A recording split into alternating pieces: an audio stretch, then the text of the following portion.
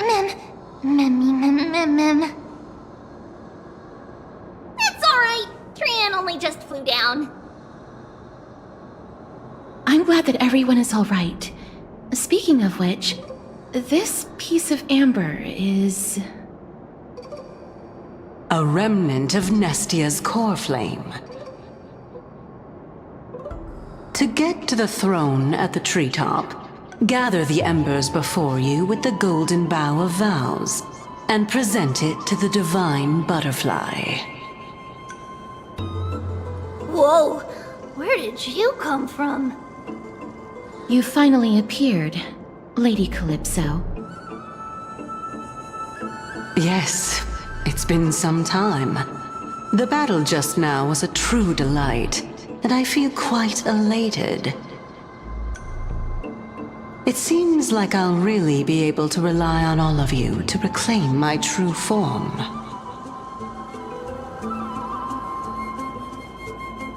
Lady Trian, how does the golden thread react to her?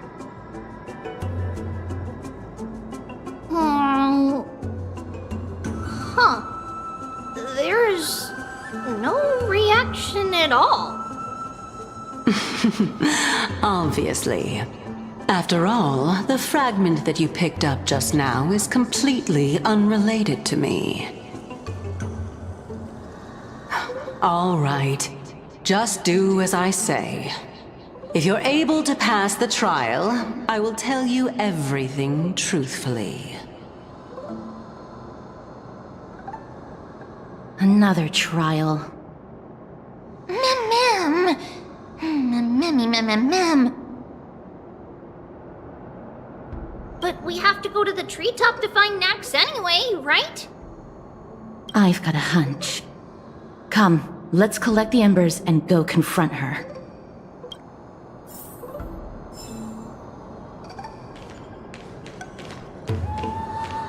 According to Calypso, we just have to gather the embers before us with the golden bough of vows.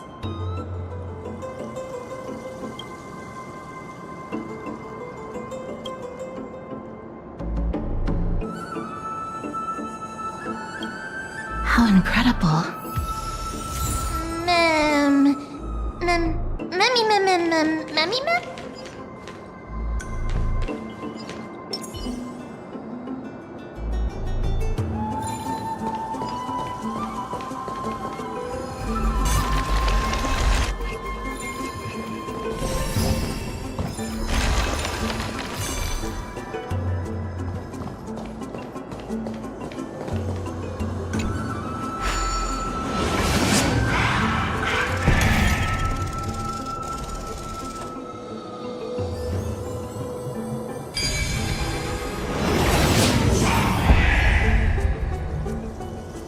No match for me.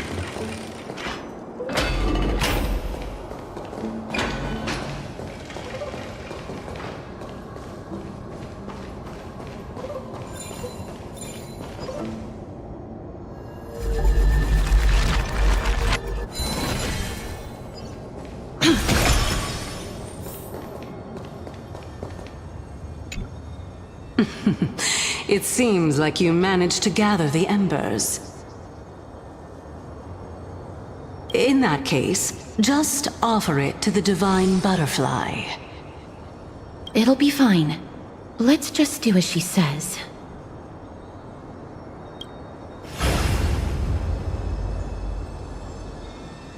It's a success! The path has appeared. All of you have indeed passed the trial.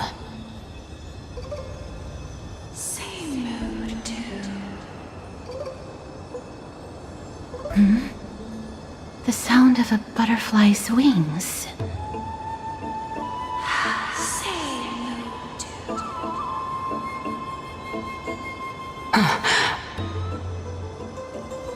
I'll be back shortly.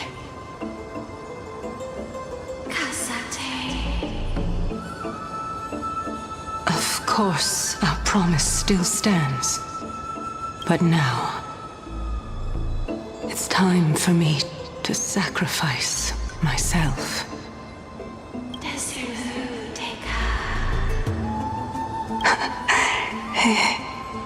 If the west wind ever ends, let that be the place where we reunite. Farewell, my love. Lady Calypso, this is... It's nothing much. Thank you so much for your help. Now, it's time for me to fulfill my part of the promise. Well, in that case, I can start. You're actually Circe's, right?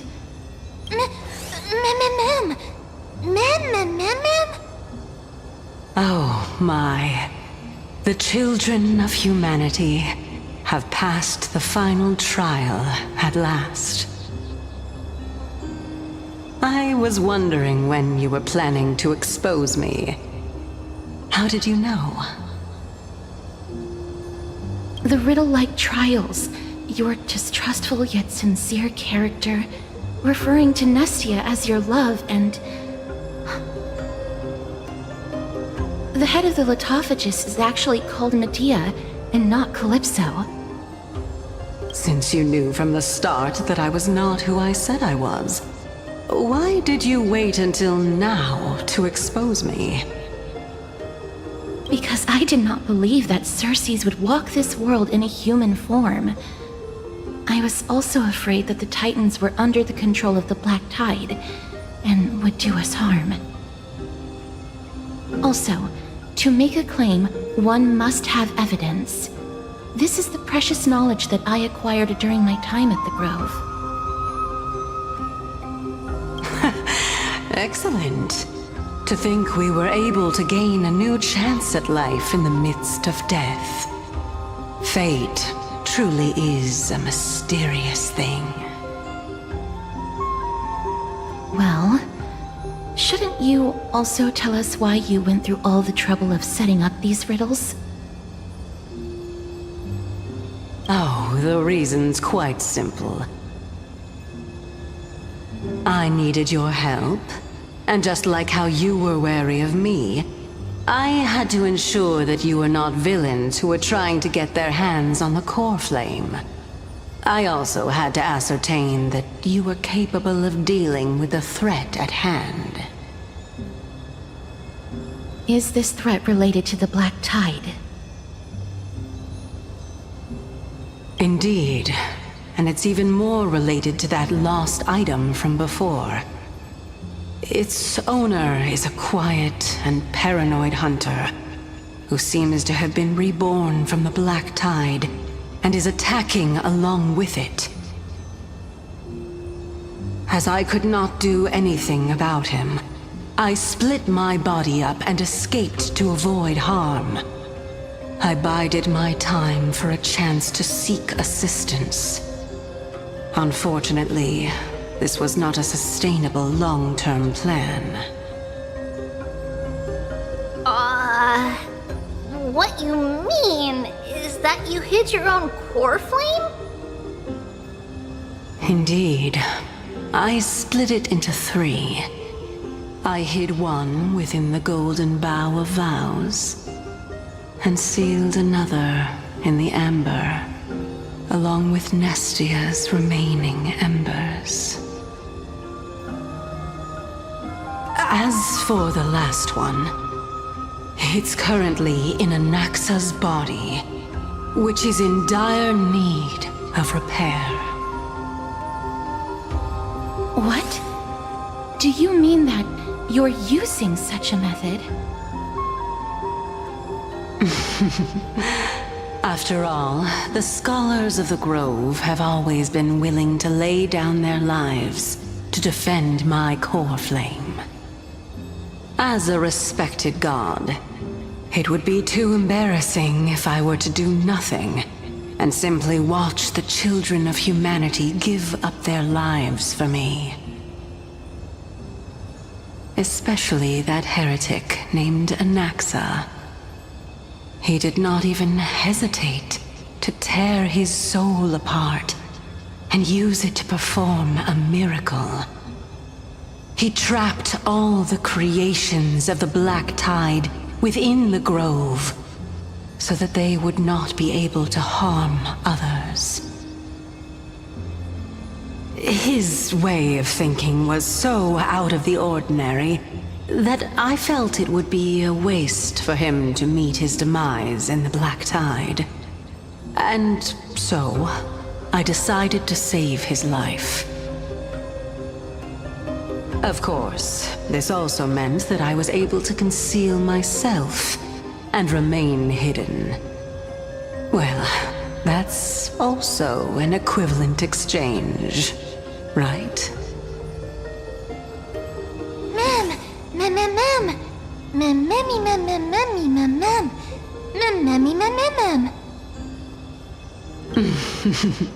What a smart little bunny. This way, I'll be able to regain my true form, and you will be able to bring the core flame and your teacher back to Akama. We'll also take down the black-robed swordmaster at the throne, together in one go. But, Cersei's, aren't you the reason, Titan? Even if I do not have the authority of strife, I'm still a god. I just need you to buy me some time against the warrior's blade. Once the core flame is reformed, I'll be able to show my hand.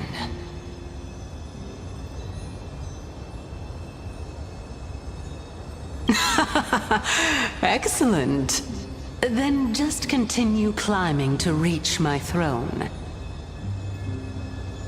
Turn the golden bough of vows into firewood to reignite the core flame of reason.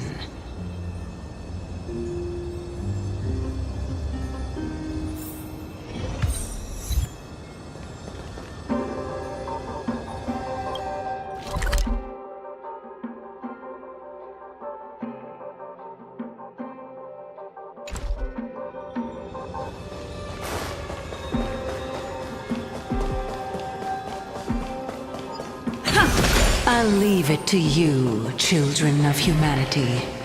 May you be blessed with good fortune. It seems like a fierce battle will be inevitable. Don't worry, Jangan will protect everyone!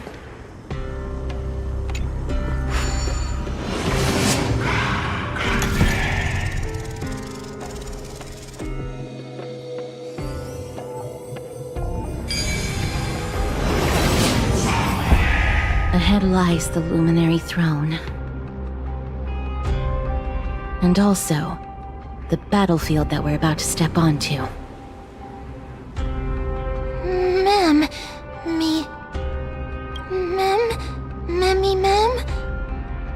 Memmy, what's wrong?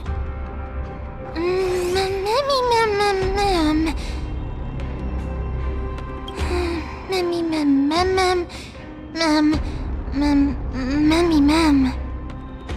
Is this Professor Anaxa?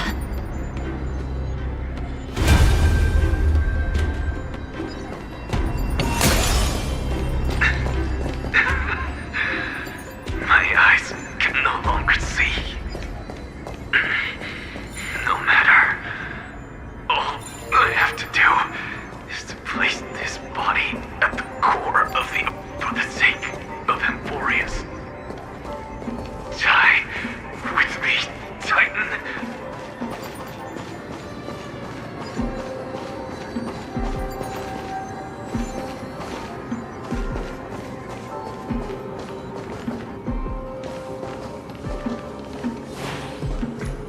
Ma'am. Cersei's was right. He's indeed here. Who is this black-robed guy? Ma'am. Mammy, mem, mem, mem.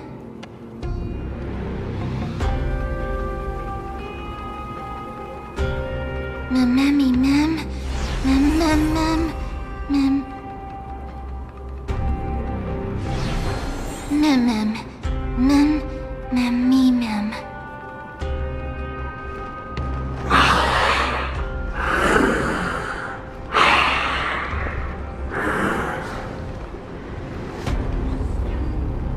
Everyone, brace yourself.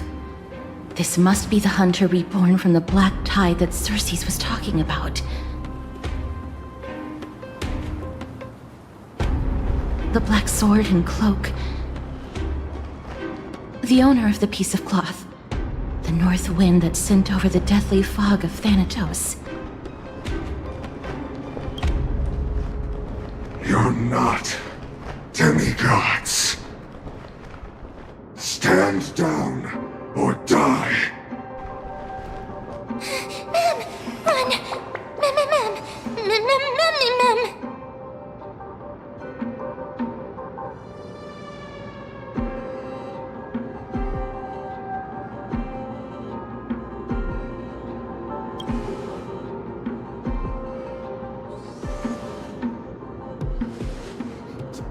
Trian will also protect everyone!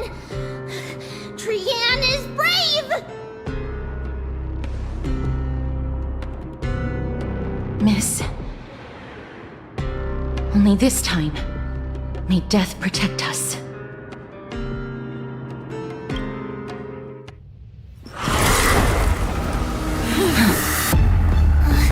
Be careful. One slash. Two slashes.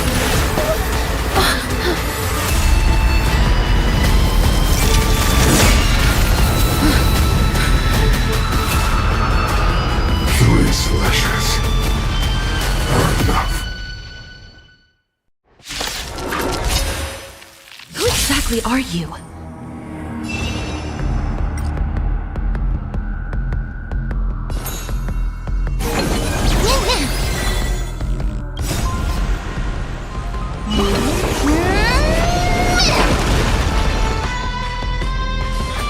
You're spiffy? Me! Me!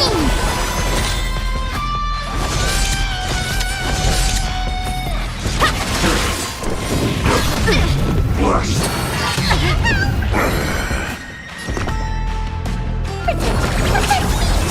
Mimi! Don't come any closer! Fiends or devils.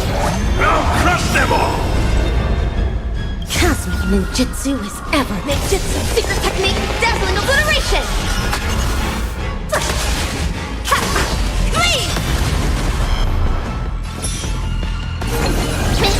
Let's play for a while. Let's play. Can you find the answer?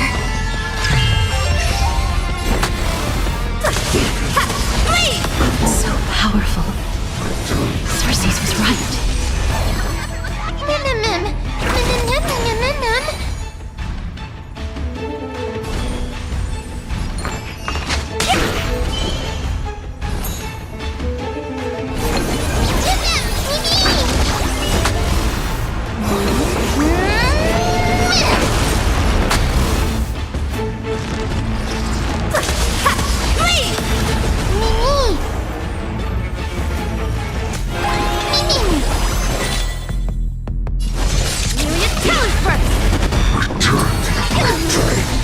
Offer your souls to the fire.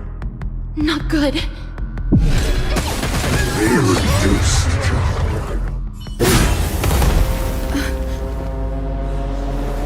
In that case.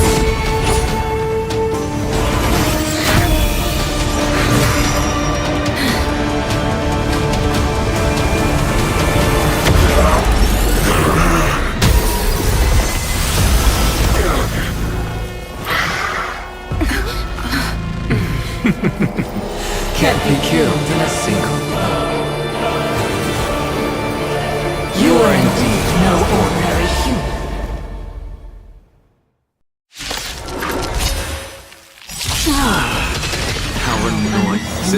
ambush failed, it'll be difficult to find another opportunity. What a pity. Professor Anaxa? No. It's Cersei's.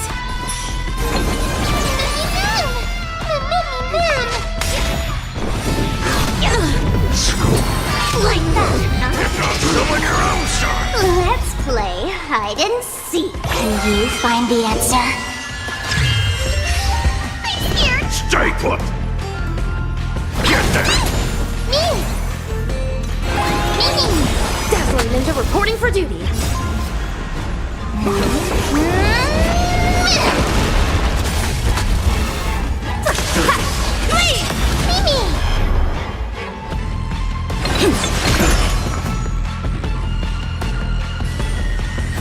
You're a spiffy? Evil leap at once.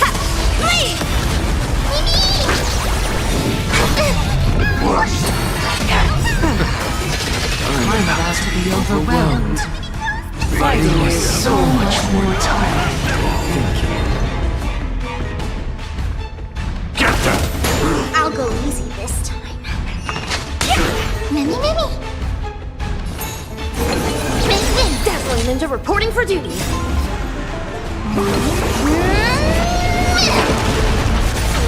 No! Look out, everyone! This is bad. Century Gate, open!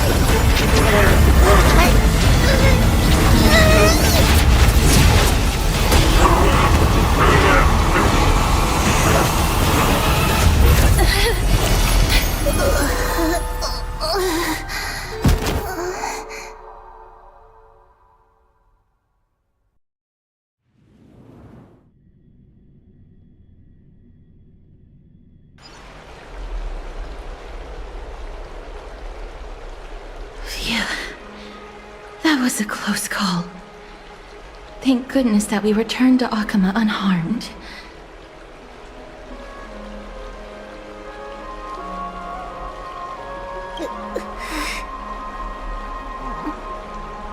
Little Cass, my head, it still hurts. Sorry, I know you told me not to open the gate. Please don't blame yourself, Lady Trianne. If it weren't for you, we would have already met our end at the Grove. I feel awful. I need to go back to get some rest. Lady Trianne, you haven't been well since you woke up. Are you sure you can make it back on your own? All this noise and commotion. Akama hasn't changed a bit, has it? Are you Professor Anaxa? There's no need for doubt. The Titan no longer speaks. It is I, Anaxagoras of the New Sporists. Indeed. You are the only one who would refer to yourself like that.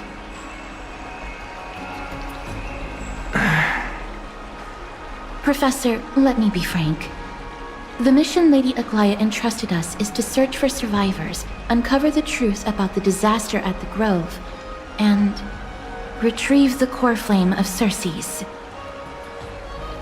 That does not surprise me. And now, I'm a survivor who witnessed the entirety of the disaster, as well as the defenseless bearer of a core flame. Are you going to bring me to Aglaya to fulfill your duty? That is indeed my duty, but I prefer not to present you to her as a captive or spoil of battle. Fine.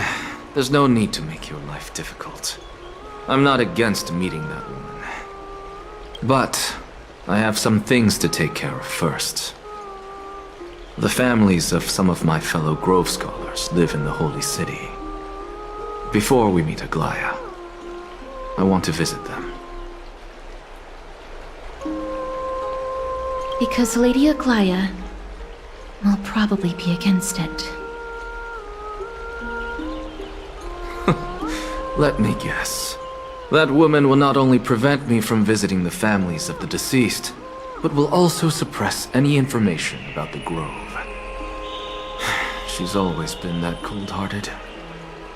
My fellows at the Grove gave their lives defending the Core Flame and fighting the Black Tide alongside me. Their families deserve to know the truth. You intend to do it without her knowledge? Do you really think that woman would treat me well, even if I behaved and proved my loyalty? I wouldn't mind seeing a bit more anger on her face. Are you going to stop me, Castorus? I will accompany you, but please understand that Lady Aglaya has her own considerations. You truly have the makings of a fine scholar, putting yourself in other people's shoes like that. Let's go. I won't go overboard. So, after all these years, you and Lady Aglaya are still... Neither of us is narrow-minded. You should know the root cause of our conflict.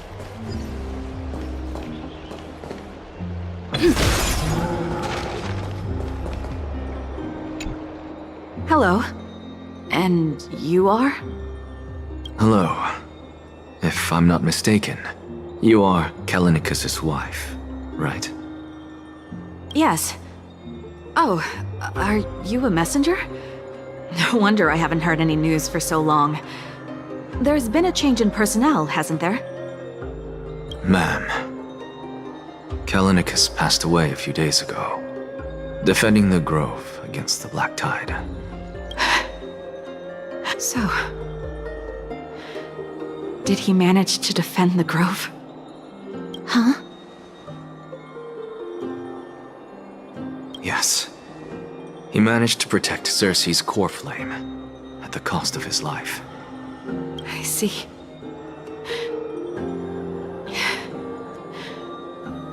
I'll select some of his possessions and pick a nice resting place for him. Please let us know if you need any help, ma'am. I come from Kremnos. Death and sacrifice are things I've learned to face with composure. You know, Kalinicus, even though he was a scholar, he'd always ask me to teach him how to fight whenever he came back. Isn't it funny that a Chrysos heir like him wants to learn from an ordinary person like me? I've been prepared for this for a long time. In times like these, any ordinary goodbye might just turn out to be a final farewell. I'm really sorry. There's nothing to be sorry for. I was once a warrior, and I'll find my way back to the battlefield someday. With the coming coronation of the new king of Kremnos, I'll take up my lance against the creatures of the Black Tide and seek vengeance for my husband.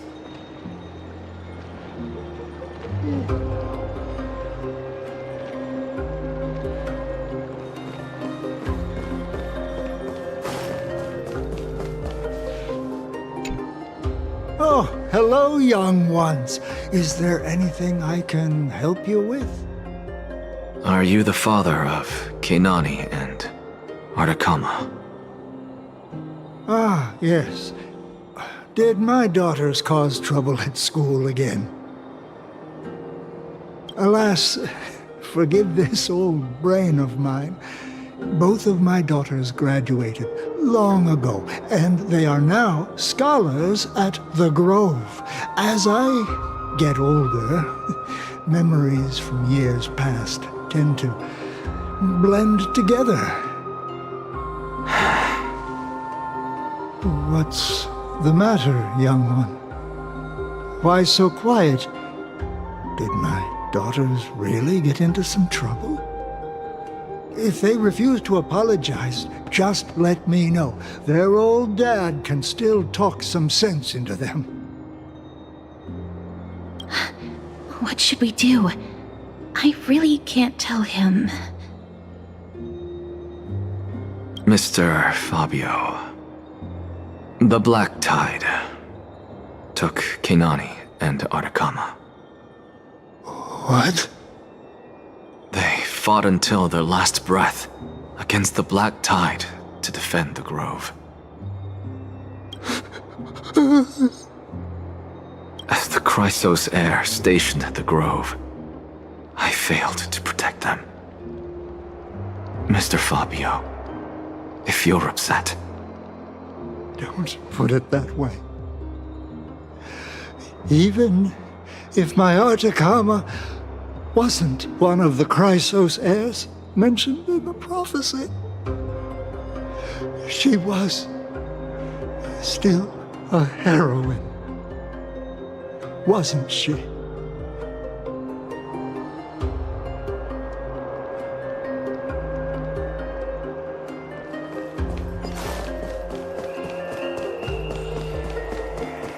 What's Dad talking? What's wrong? I'm busy. There's a lot going on in the city, and I've got my hands full. Mister, we're sorry to bother you, but... No, wait, Lady Casters, did Lady Aglaya send you because of some mistake I made at work? Keep your cool, Titus. I'm Anaxagoras from the Grove of Epiphany, and a colleague of your father, old Titus. A few days ago, your father passed away. Wait, what? My old man died? That's no shocker. At his age, he was due for the River of Souls any time. Just up and left me behind. That old man. I've been telling him for ages to stay in the Holy City and enjoy his retirement. But no, he just had to go off to that grove and mess around with those scholars. Still wouldn't budge after all those arguments. That stubborn old thing. I already got him a retirement home and was waiting for him to come around. All my effort is wasted now, and he didn't even give me a chance to say goodbye. That bull-headed old man, stubborn as a mule.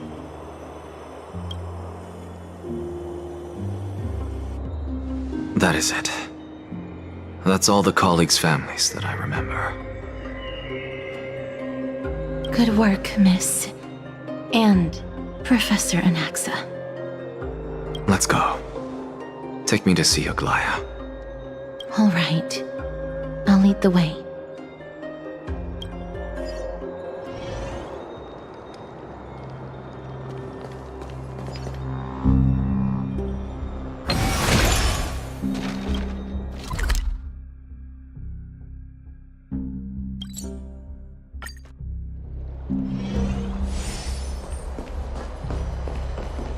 Miss Castoris, my lady, you're back. Hello. We have an important matter to discuss with Lady Aglaya. May we trouble you to inform her of our presence? My apologies, Miss Castoris. Lady Aglaya has just informed me that she has no time to receive anyone at the moment. That's just great. She refuses to even see me. Answer me this, friend. Did Aglaya order you to take me directly to prison? Who are you? Please don't jest. It's possible that she really is busy. Let's wait here a moment, and I'll try to contact her using the slate.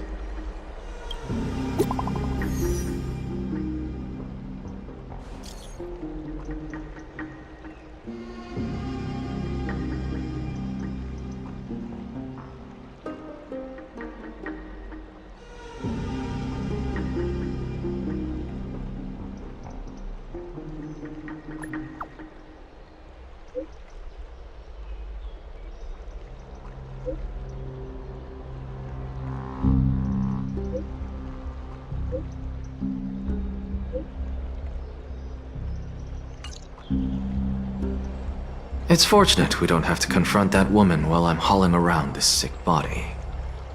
Castorus, and this friend I haven't gotten the chance to know, I'll take my leave for today. That Titan made a myriad of adjustments on their own. My head still aches from that. I don't want to stay a second longer in this noisy city if I can. Please be careful. Akama isn't the Grove. This place is covered by her golden threads. I know. That woman is extremely confident I won't escape her grasp. Don't worry. As I said before, I'll mind my behavior. Miss, so many unexpected things happened on our journey to the Grove. We truly had no intention of putting you in danger, let alone face the Black Tide head-on.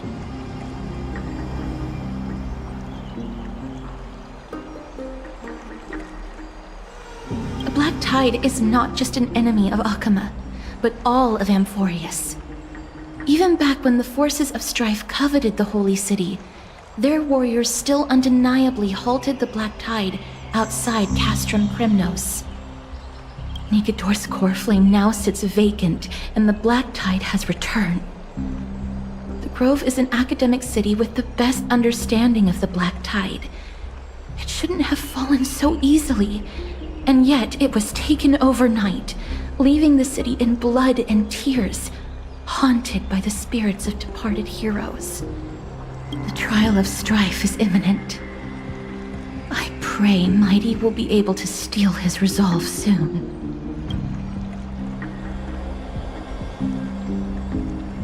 Lady Trebe once traveled across thousands of cities in Amphorius to repel the Black Tide. But even they have no recollection of this powerful enemy in all their journeys. As for me, I detected a strong stench of death from that entity. But it wasn't because it had a connection with Thanatos. I'm afraid it's purely because it has sent countless others to their deaths. Speaking of Thanatos, Miss, there is something else I wish to verify with you. You must have an idea of the curse I bear by now. Yet when you caught me in the Grove, I'm curious why you weren't affected by my power, Miss.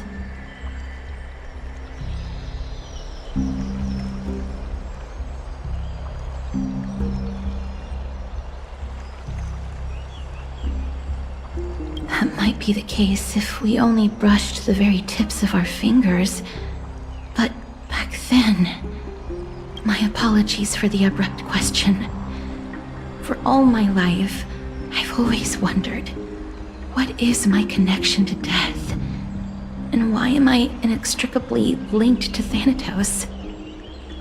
Miss, you must be tired after being on the move these past few days. Please set aside the tragedy at the Grove for now, and rest for the day.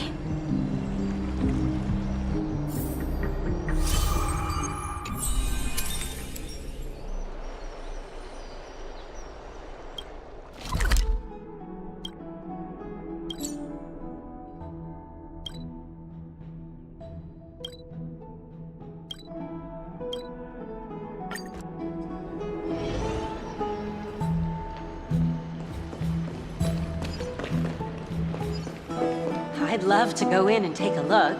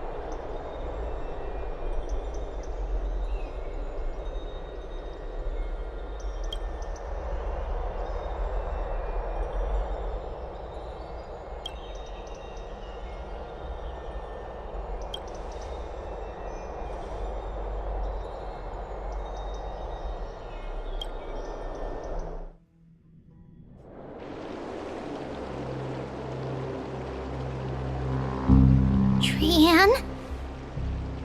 What's wrong? Is there trouble at the grove?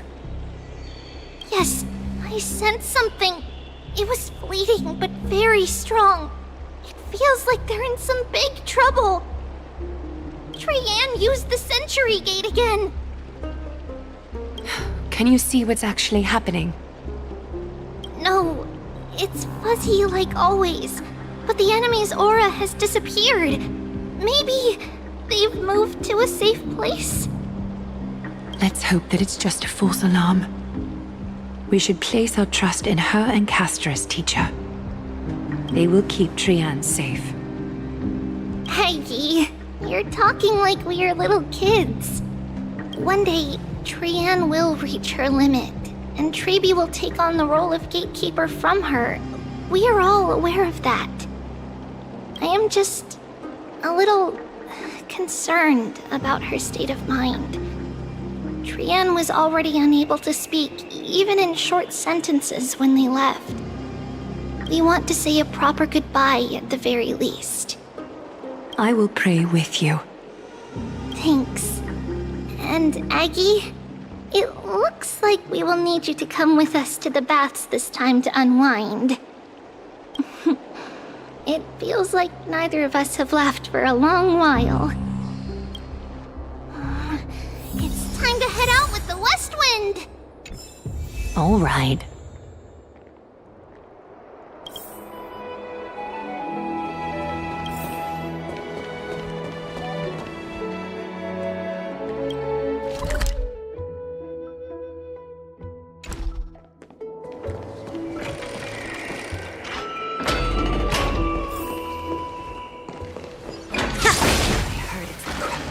Here's really hot and heavy.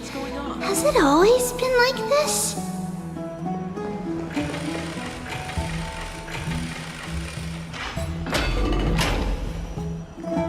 Is someone injured over there?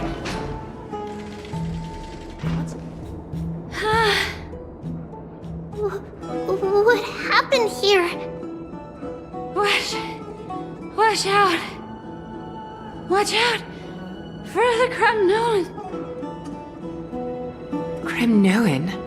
This is their doing? Aggie, now's not the time to dwell on that. Let's help the injured people first.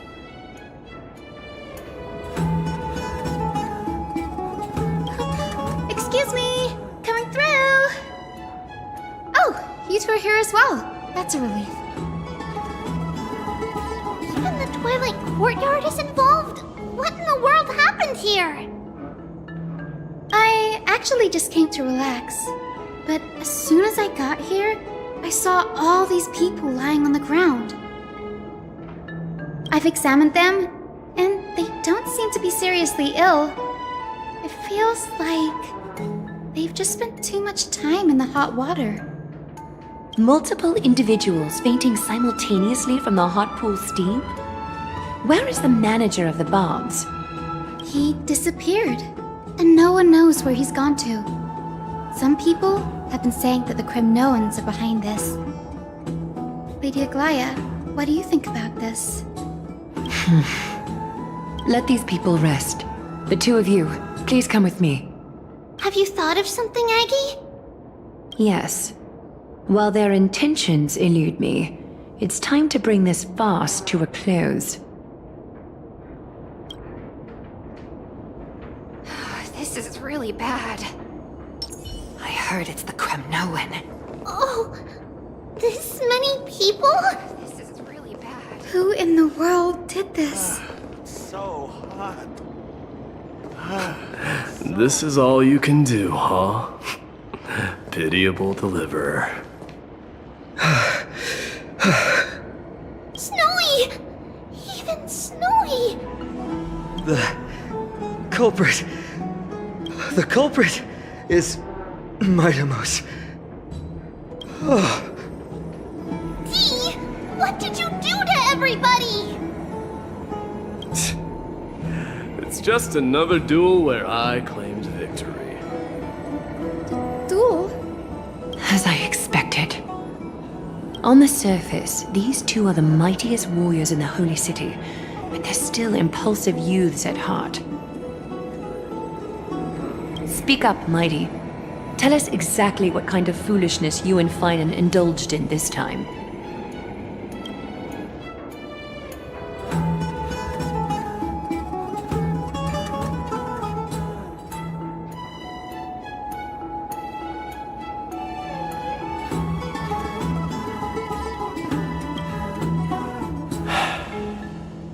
No.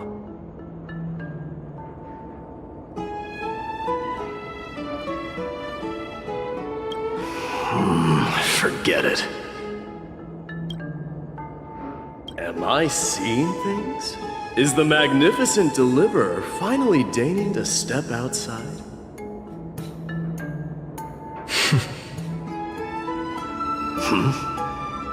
What kind of response is that? Nothing. I was just imitating your usual response. I don't feel anything special from you.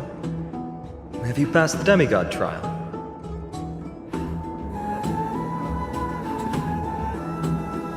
The ritual hasn't reopened yet. In case you forgot, it hasn't been that long since I pulled you out of the trial. I didn't forget. Then, you're welcome. In twilight's last gleam, Makima stands bold. Her walls sturdy, tales untold. Dreaming of her fruitful gardens, pilgrims arrive from distant lands.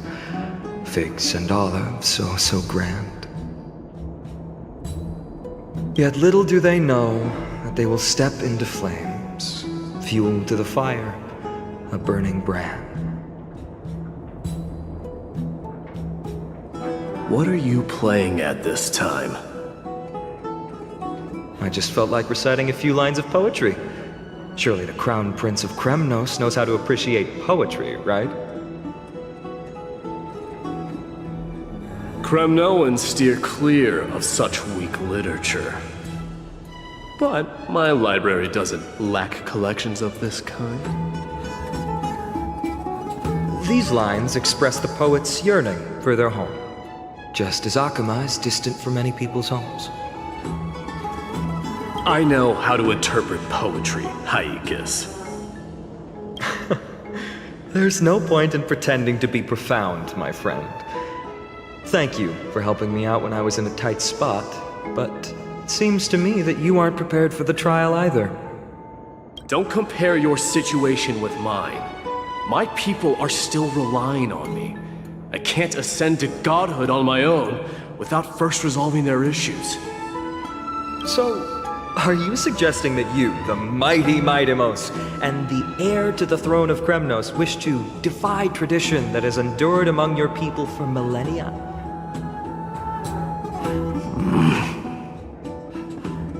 I'm still thinking about what I should do. Never mind.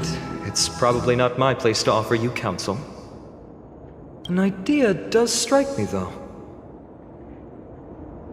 Go ahead. Let's see what terrible ideas you've come up with this time. Maybe we both need to relieve some stress. Come, Maidemos, let's recommence our previous competition. This time, we'll see who can stay in the super hot bath for longer. What? Are you chickening out? The phrase chickening out does not exist in the Kremnoan language. I just find this situation absurd, that's all. Oh, looks like I'll have to teach you some royal etiquette today. And thus, an unprecedented sauna battle commences! With unparalleled resolve, the two warriors' determination even alters the very hue of the steam. Flames intertwine with scalding vapor, reaching toward the heavens, shrouding the sky in the sun. The spectacle is so magnificent that none dare gaze upon it directly. Since we can't see what's happening in the competition, why don't I regale you with a tale of kings to pass the time? Do you recall the legend of the Gorgo lion mentioned by a certain veteran? The central figure, the main character, was not the sole sovereign of that land. An oryx stood as its formidable rival. Long before the dawn of Era Chrysia, the two beasts started their timeless battle on the plains of Tritos. The lion regarded the oryx as its food, while the oryx perceived the lion as a scornful, oppressive, and challenging barrier that it swore to topple with its antlers. For tens of thousands of years, without respite, the two creatures thus continued their relentless pursuit and rivalry. It fixated on its rival's fleeing form in the chase. It set its sights on the other's neck, nearly within reach. It was stuck in a corner. It had nowhere to escape. On the land of Amphorius, some lives meet their end at dusk, some at dawn, and yet others are fated to perish under the blistering sun at noon. And at last, the most scorching moment of the day descended upon them. The formidable hand of fate heeded their call and arrived! My lords, would you like me to reduce the temperature a little? What? You're chickening out already? Get lost. Are you asking me to get lost, or...? Do whatever you want. Oh, please forgive my presumptuousness, my lords.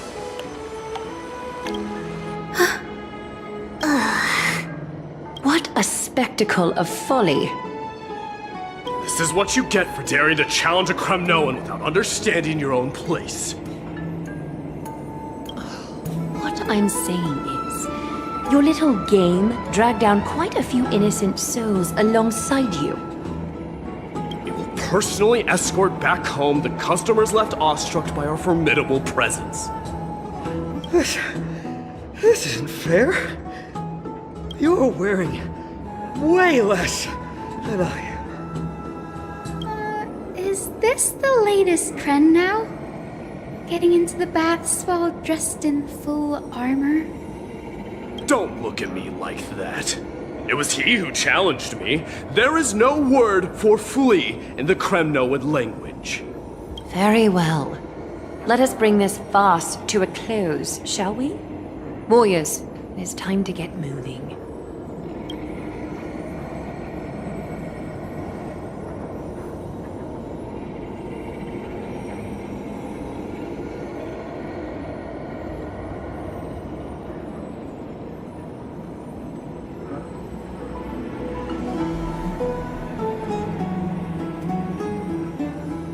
Alas, the flame chase journey is destined to be a lengthy one, replete with obstacles. But thanks to those two, all the gloom has vanished into thin air. Though we just had quite the commotion. It's not every day we find the Marmoreal Palace this serene. Shall we continue with our previous plans? Hyacinth, would you care to join us? Such an empty bath is indeed a rare sight. I was looking forward to unwinding after work. I'd be delighted to accept your invitation, Lady Treeby. How about we go to the biggest bath?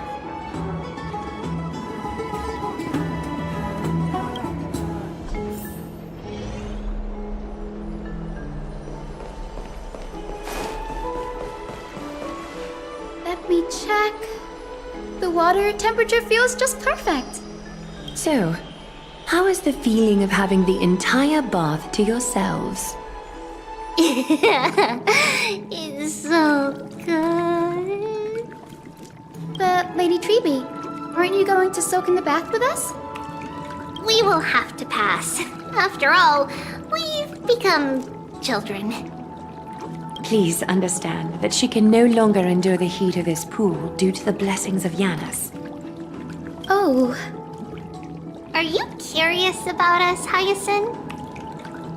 I am, but something tells me that it might be better to change the topic.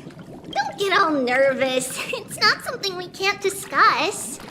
The truth is, a long, long time ago, we were a mature adult just like Aggie. Then, because of reasons, we inherited Janus's divinity and gained the power of passage. And in return, the price we had to pay was the splitting of our soul. Each opening of the Century Gate intensifies the strain on Treeby and the others. They are gradually regressing towards infancy, both in body and mind. We don't know what awaits us at the end either, but anyway, that's why we've turned into children. In that case, when you opened that giant sentry gate above Akuma during the battle against Nikador, Well, there's no way around it. We all know that the flame chase journey won't be a smooth ride. maybe we can find a way to fix it. The primary research focus of Noosporists is the soul. We explore its depletion and methods to restore dispersed souls. As long as research continues, there might be a breakthrough that can help. We will do everything we can. So your first reaction is in fact denial. You're indeed an Access student. I look forward to your good news, Hyacinth. Now there's another reason to look forward to tomorrow.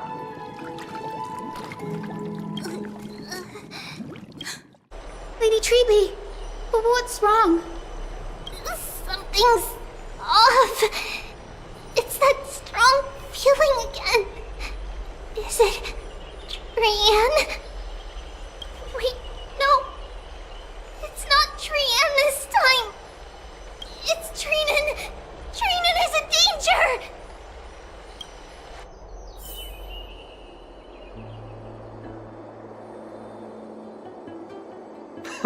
I win this round of escorting the bathers home. How does one contender alone make a valid competition? Offering a compliment or two wouldn't be the end of you, you know. Haikas. What is that word? Is that your native tongue? It means hyena. I'm likening you to a weak hyena. By the way, you emphasize the completely wrong syllable.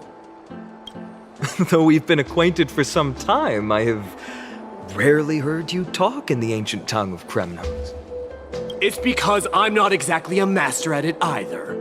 I can listen and read just fine, but when it comes to writing... You can write?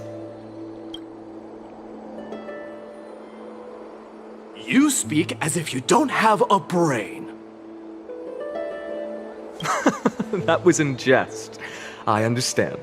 After all, you spent all your childhood wandering far from home.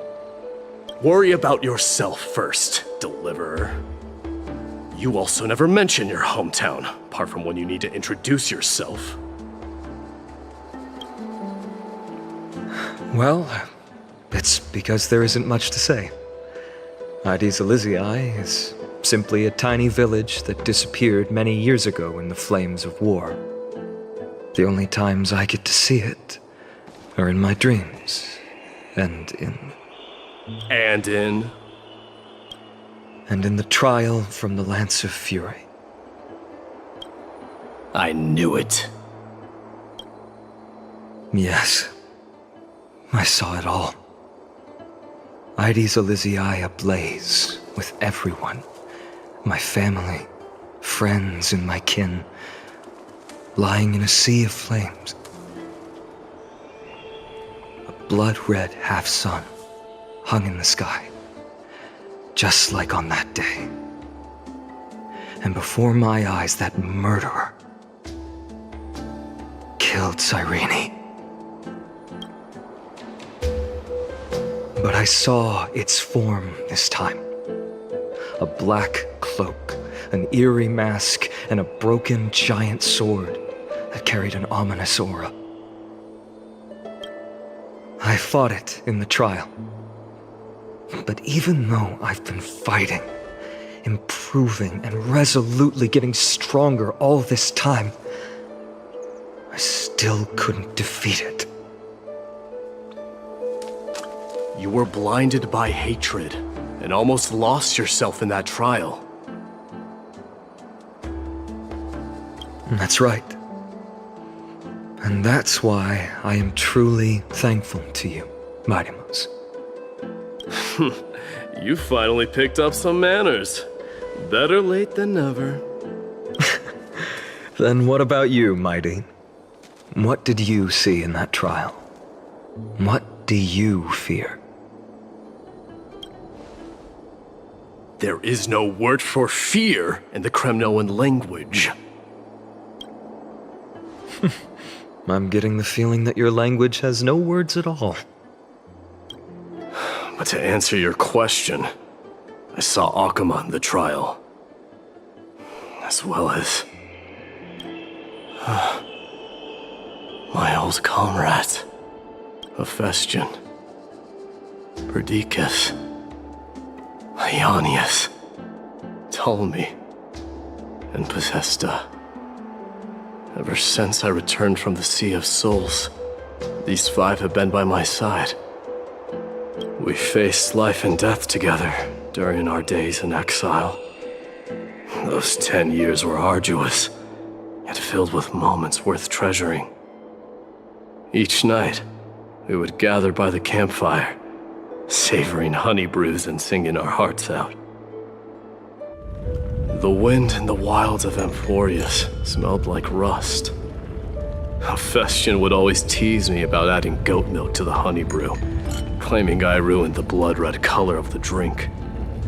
He had a scrawny figure.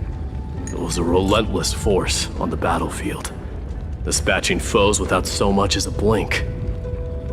Perdiccas was an expert in concocting medicines, delving into all those strange folk remedies. Ionius was a swift runner and our most reliable messenger. Ptolemy was a real bookworm, always spouting off in chapters and verses. When we left Kremnos, he made off with a stack of ancient tomes from the Grand Library. Not like it mattered, as my family owns the library. And then there was Possesta. He was the silent type, but a truly masterful musician. This is the first time I've heard you mention these 5, and their names. They died on the battlefield before the Kremnoan detachment managed to join Akuma. Perdiccas was the first to go. He was shot in the stomach by a poisonous arrow from the people of Ladon in the 2nd month of cultivation. In the end, his remedies mended all but himself. Mightymouse, do not mourn. I have achieved honor by bestowing a noble death upon the enemy. Leonius died in the 5th winter.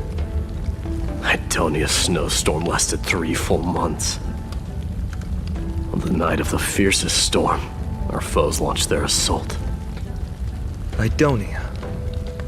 Is that the city Castorus used to live in? Yes. Those zealots were as fearless as Kremnoans in the face of death, but they lacked respect for honor. They cornered us in the bottomless swamp. Leonius covered for our retreat. They cut his legs off. He vanished into the mire of a foreign land, his body never to be recovered. This is perfect. Mighty Mos, I can finally deliver the news of you ascending the throne to the Netherrealm. 20 dusks later, we finally breached the walls of Idonia and entertained the usurper's plea for peace. However, the rebels refused to surrender and set up an ambush within the city. Ptolemy and his cavalry met their end before they could even relish our triumph. Those obelisks that collapsed after being set on fire became their final resting place. Mighty Mos, please tell my family.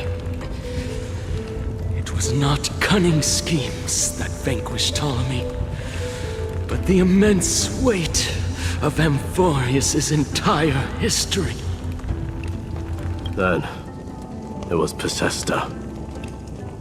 He lured the enemies into the city of Aeneonis with his melodies, buying us invaluable time. Our enemies, consumed by indignation when they discovered the trick, set the entire city and my soldiers on fire. His final words were recorded on a small clay tablet, fractured by the flames. Mighty Mos, don the crown. And at last, my most trusted friend, Hephaestion. He was supposed to stand by my side through it all. But a sudden relapse of his illness hit him on the eve of my duel against my father. He hid his condition from me. By the time I returned victorious, he had but a breath left in him.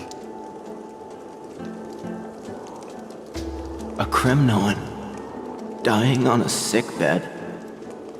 I would be a laughingstock to everyone. Hephaestion, my dear friend, spare your strength. I'll go get a physician. No need. Even if Perdiccas were here, he couldn't stop destiny from taking me away.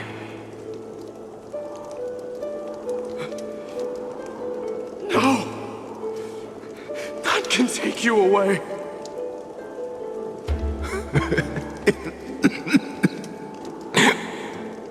Mighty Mos,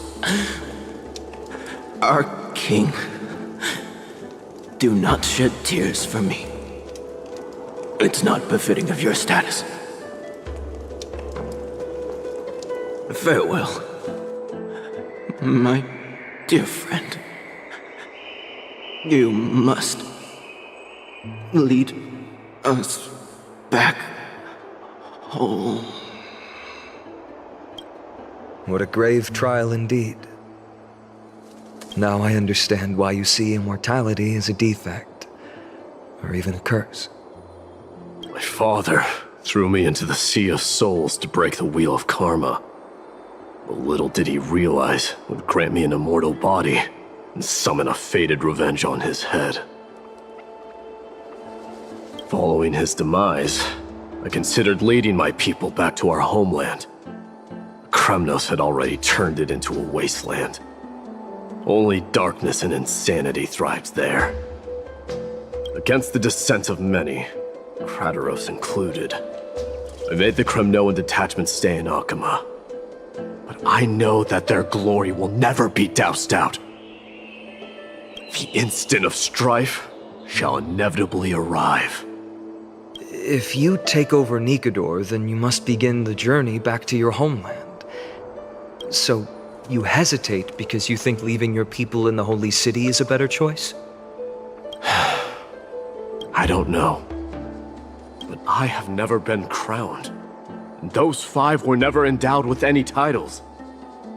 None is aware of their glory. Your predicament is truly complicated. I don't know how I can give you any useful advice. Maybe you could seek counsel from more people, such as the Grand Craftsman. Cartonis' people seem to have been through comparable dilemmas. And that teacher of yours, Krateros?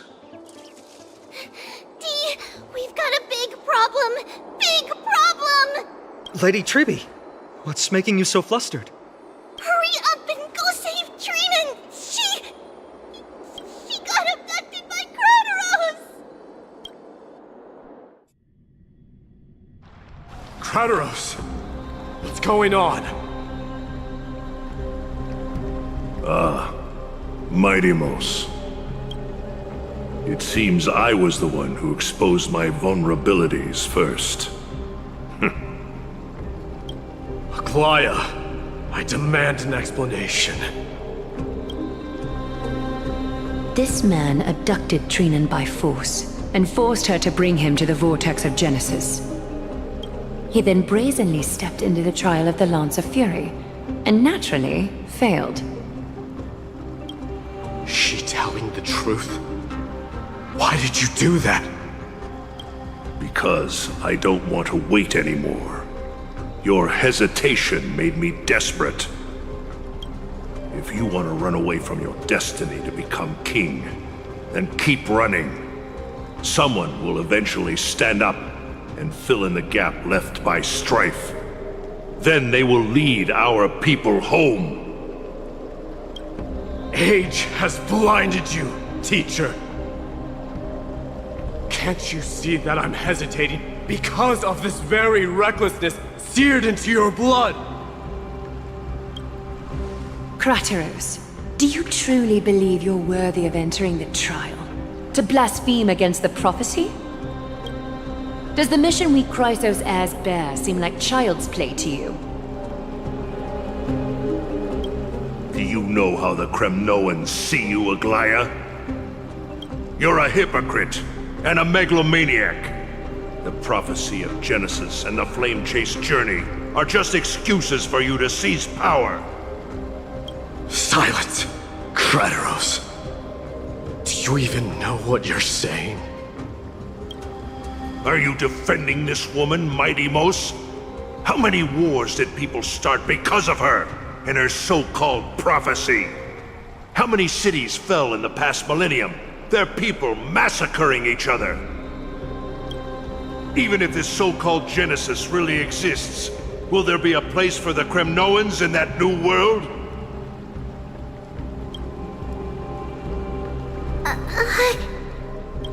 Are you done talking?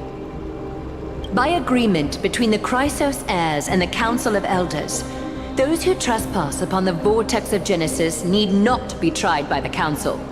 I am allowed to pass judgment alone. Crateros, your actions are unforgivable. I hereby sentence you. Aggie, wait! We have a proposal! Someone has to resolve this conflict between the cities. Lord Crateros did not use violence to harm us. We can sense that his anxiety stems from his concern for his people's future.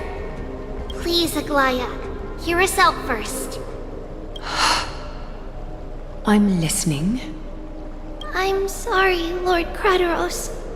We were so preoccupied with deciphering the fragments of prophecy that we neglected those of you not favored by its message. Your accusations were harsh, but justified. We wish to earn your trust and those of the Kremnoans. I think the best way to do that is to take you to witness the source of the prophecy for yourself. How are you going to show me something that has no form? You've heard about that Outlander, right?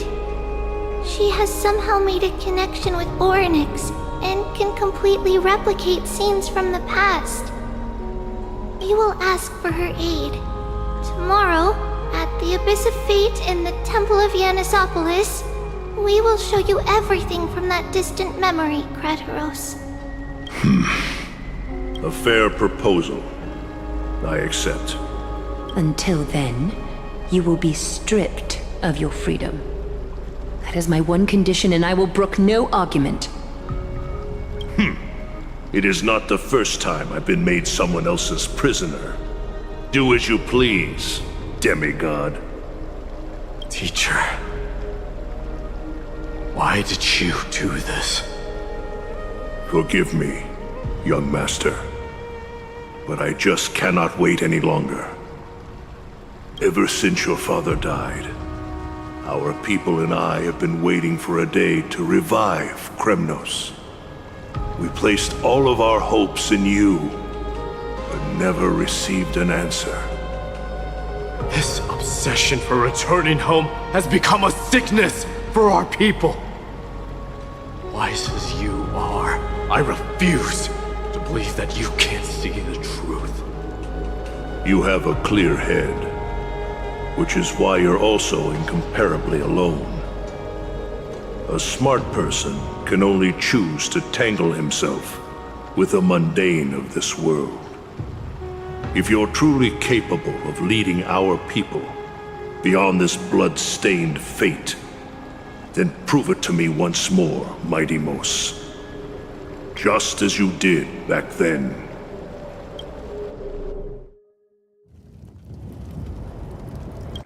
A fierce fighter. I did not expect such heroism from a feeble Akeman. Fulfill your duty as the victor, warrior, and tell me your name. I seek an honorable death from you. As if you have any honor! Listen closely. I am the leader of the Kremnoan detachment, Mighty Mos. I'm here to finish you, father.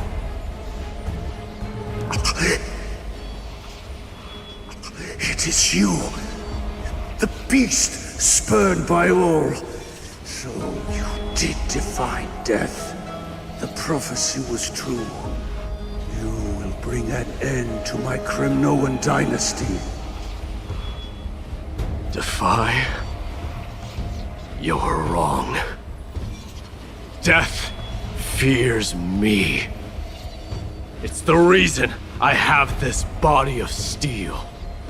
As for you, you already stand at death's door, father. You were the one who threw me into the Sea of Souls. The one who tried in vain to enslave a Titan. And the one who desecrated the body of a god. Haikis! You're a weak king. So weak that even the lowliest hyena is a more noble existence than you. And now, fate's reckoning is upon you. Then swing your blade. Take my crown, coronate yourself with an old king's blood, and inherit it all. No. I don't want the crown. Listen. If there's only one end for the kings of Kremnos, then the crown means nothing to me. All I want is your life. To avenge Mother and my comrades. But the walls of Kremnos will not fall with me. Do you truly think you can escape fate's grasp, my son? You and I, we're both the same. We feast on strife and fear. Now, kill me! The son of Borgo is destined to be crowned in blood!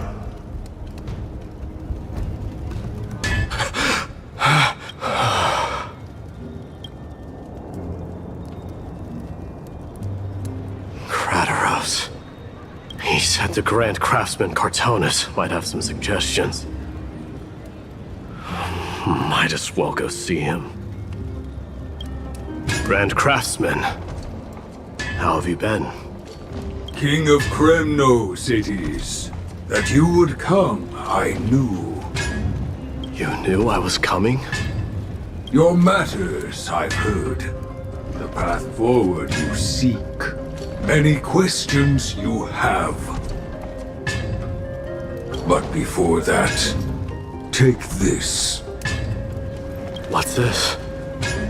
A signet ring for the King of Kremnos. Belonged to your mother Recast and restore it. I did. What? Mother threw it into the Sea of Souls. A long time to fish out it took.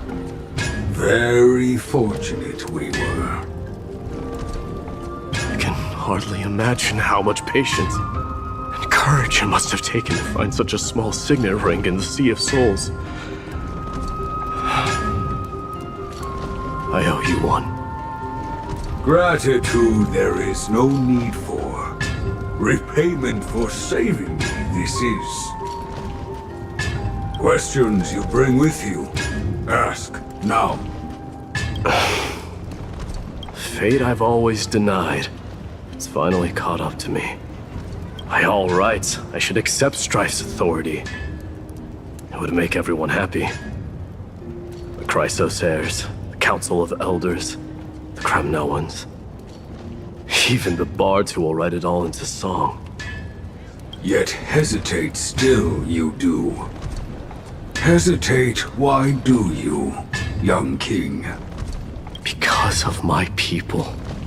Be they men, women, the elderly or children.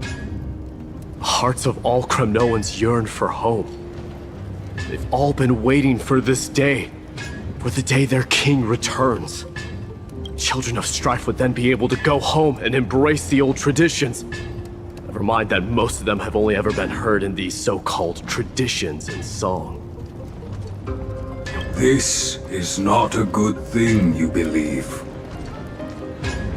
The Kremnoans have been trapped in a cycle of bloodshed for the past 1,000 years. They seek vengeance, start wars, become prosperous, and decline. I accept that fate and become the totem of strife that lead my people into repeating the same mistakes. Then of course I would be terrified. I'd be... A different kind of Kremnoan you truly are.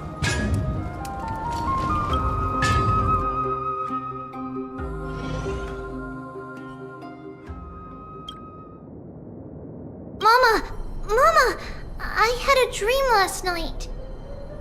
Oh. Now what did you dream about, my darling Trebios?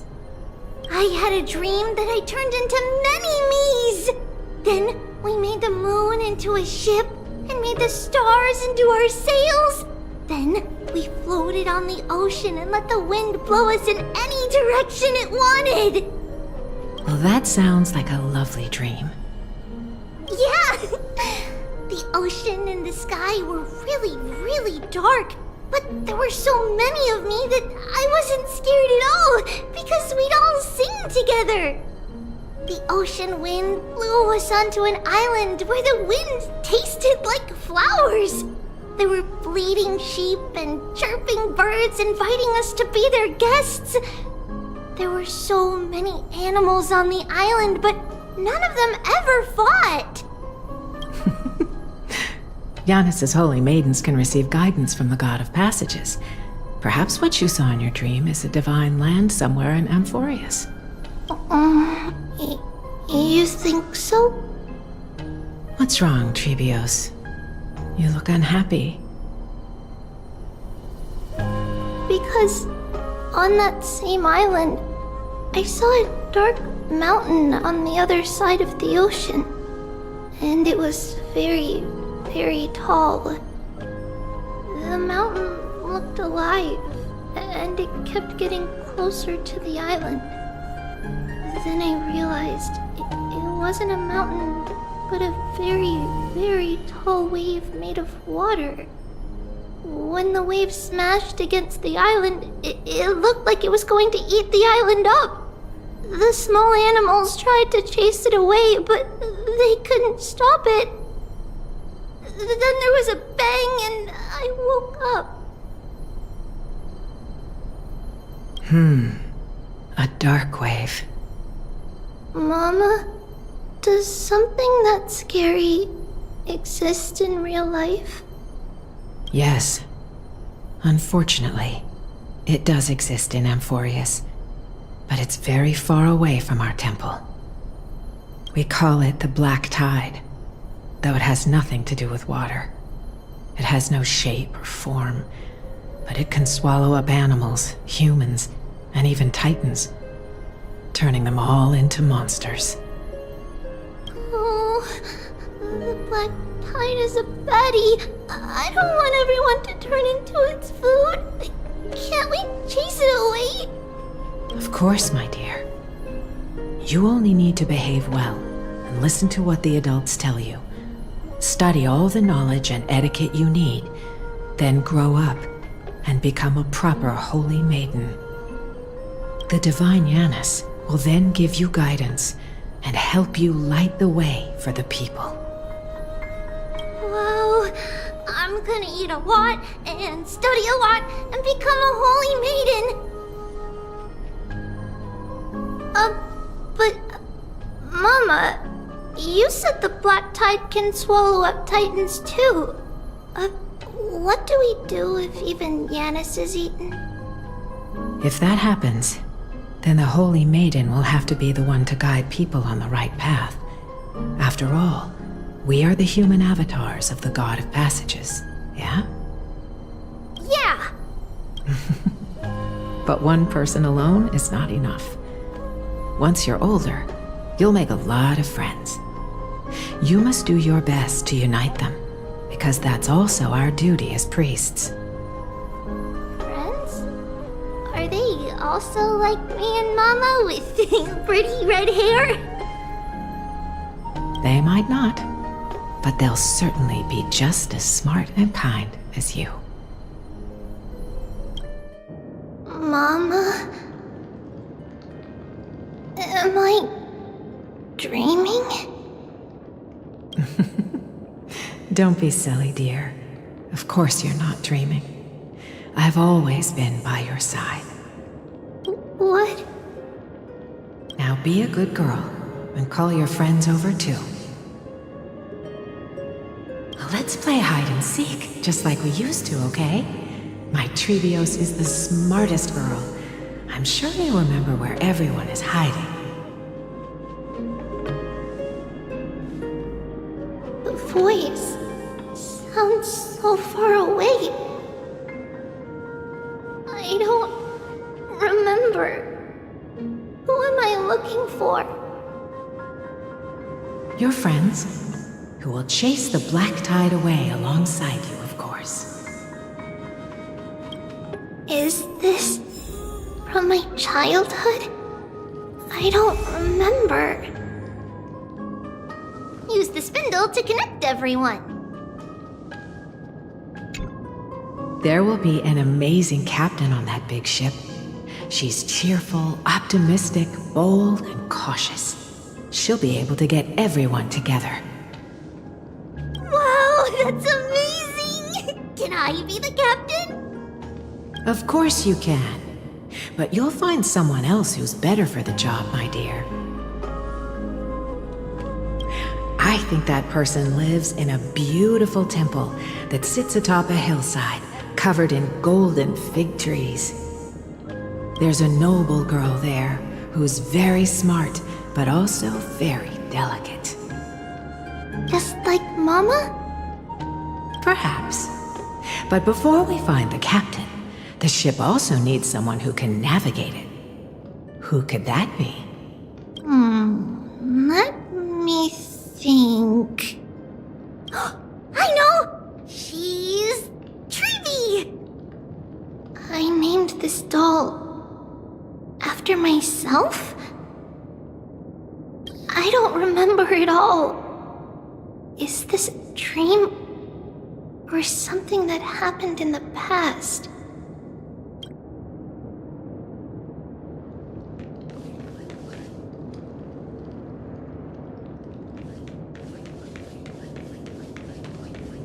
That chest! You can't lock me away! Huh? Why is this doll inside a chest? It's holding a sword. Why? Many years later, Many brave warriors will board this ship. They're skilled combatants who fear no danger. Ooh, I can learn how to fight too and protect everybody! Silly girl. You're Yanisopoulos' holy maiden. It's not your duty to fight. There will be many others to protect you.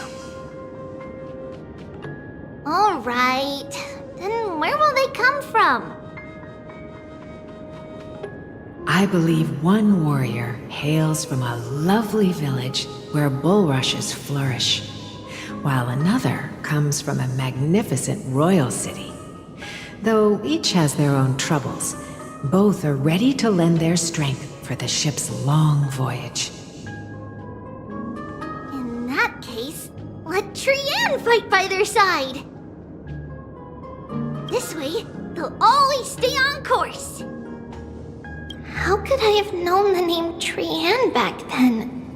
Was it just a coincidence? Or...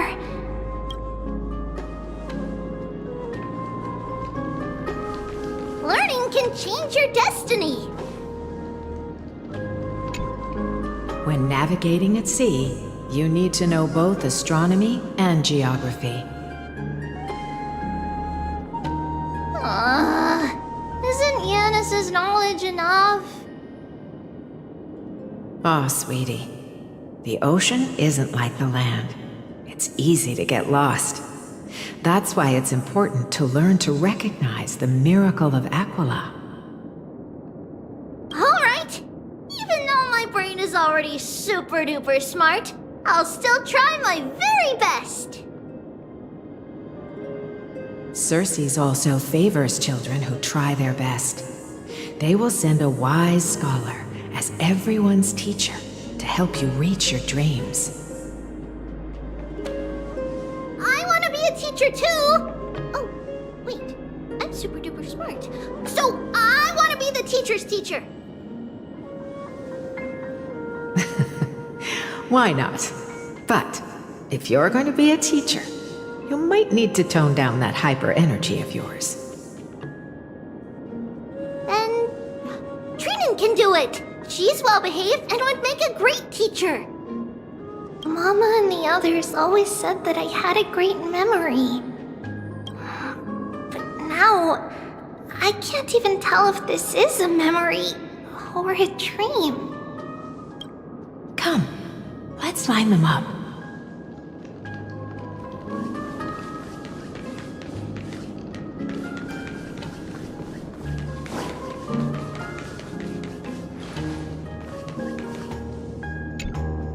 Now, Trebios, set them on this music box and let them compose a melody for our song. Music box? What's that? Sweetheart, are you still groggy from your nap? You invented it. I invented it? What does it do? Oh, my lovely Trebi. You're usually so bright. What's gotten into you today? Well, you might as well see for yourself.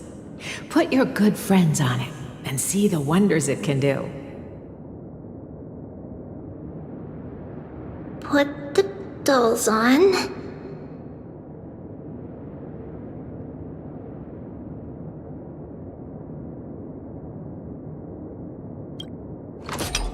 It's rotating, and I can hear something. That's right. It's a music box. If you place the dolls in the right spots, it will start rotating and play beautiful music. Out of all your inventions, this one is my favorite.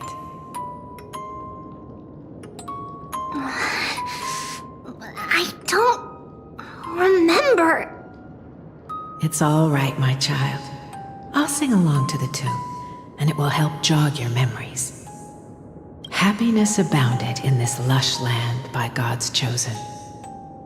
Giants raised their glasses in a toast, beheld by the 12 constellations. 3 carved the heavens and the earth. 3 wove the threads of fate. 3 molded life with their hands, and 3 guided calamity's gate. They declared the world too unstirring, hence wished endless laughter upon the living. Thus you and I were created, with words and song to weave, and love and intimacy to give. Thus creation was complete. Who then will bear the weight of humanity's souls, to lighten the steps of the living as a whole? O great Kefali, all-knowing Father of stature so tall, yet low does their gaze willingly fall. With light of dawn heavy upon their shoulders, golden blood spills unto the land, converging into a boiling river that flows to the heroic heirs of this world.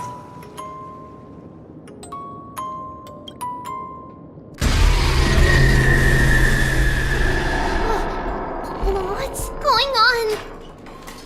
Oh, Yanis, please lend me your ears.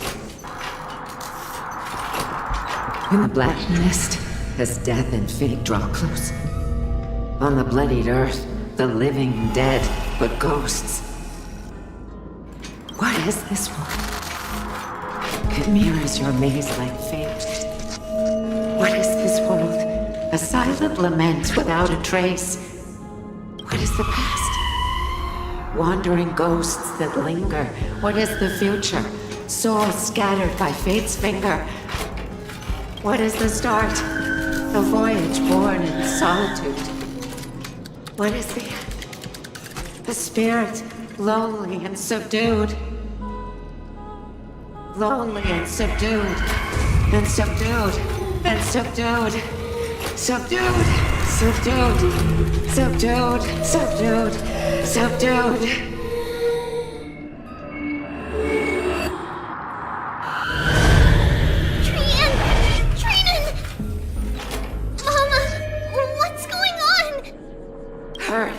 Run! Trios, run! The black tide has arrived! Where can I go?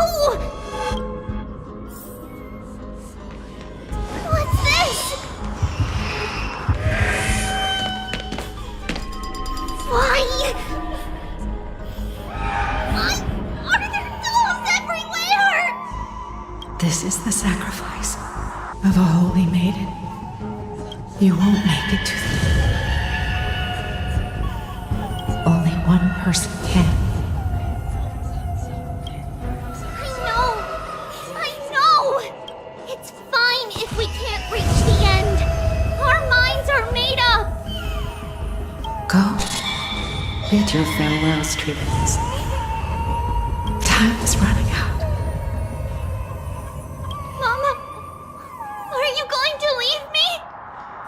Sweet girl, I will never leave you. But remember this, Trevios.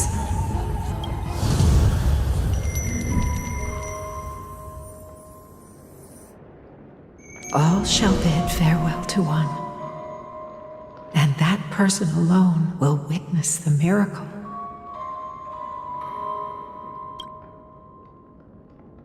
Since your mind is made up, then traverse the black tide and dispel the fog for Amphorius.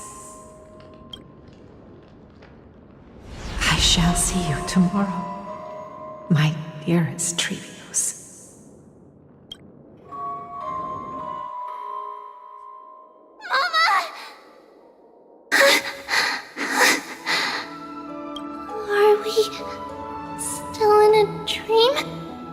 Did you have a nightmare? Maybe. But it's been a long time since we had any dreams. It's not yet the entry hour. You still have plenty of time to rest. No. Our heart is still racing. It must be that reckless Kremnoan soldier who startled Trinan, and you as well. If you want, I can pass through his chest with the golden thread right now. Aggie, cut it out with the scary talk. I'm just kidding. If I were serious, I wouldn't have waited until now. Do you want to talk about the dream? Keeping it bottled up is not good for your health. We had a dream about Mama. The dream itself was nothing. It's just the timing that feels a bit unsettling. You mean...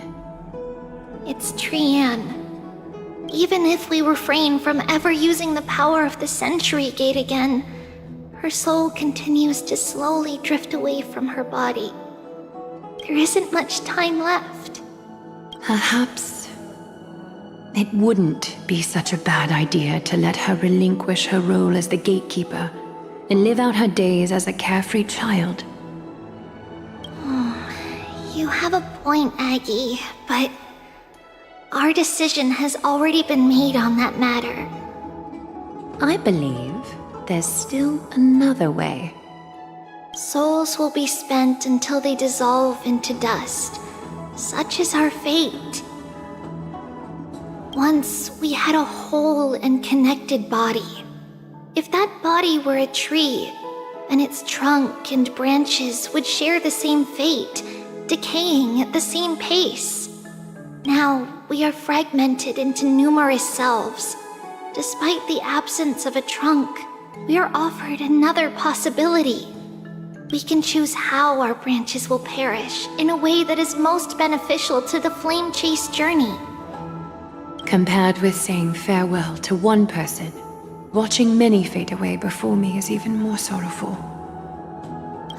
But advancing is the destined end of Yanis's trial.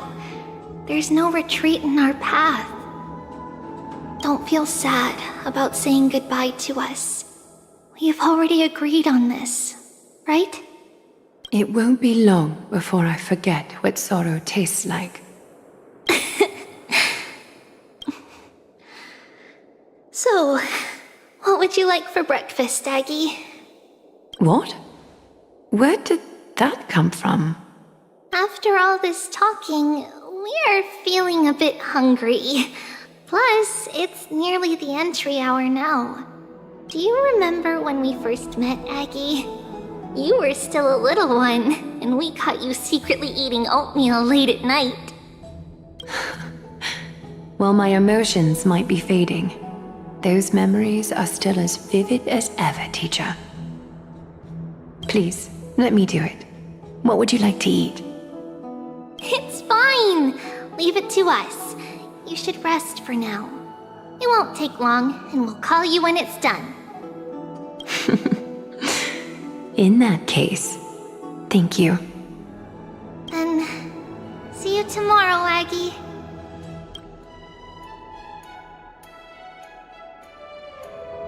Nevertheless, that nightmare is ominous. Memories are slipping away, even the image of Mama. Just as expected, another trip must be made into the abyss of fate. Hopefully Orynyx will be willing to help us.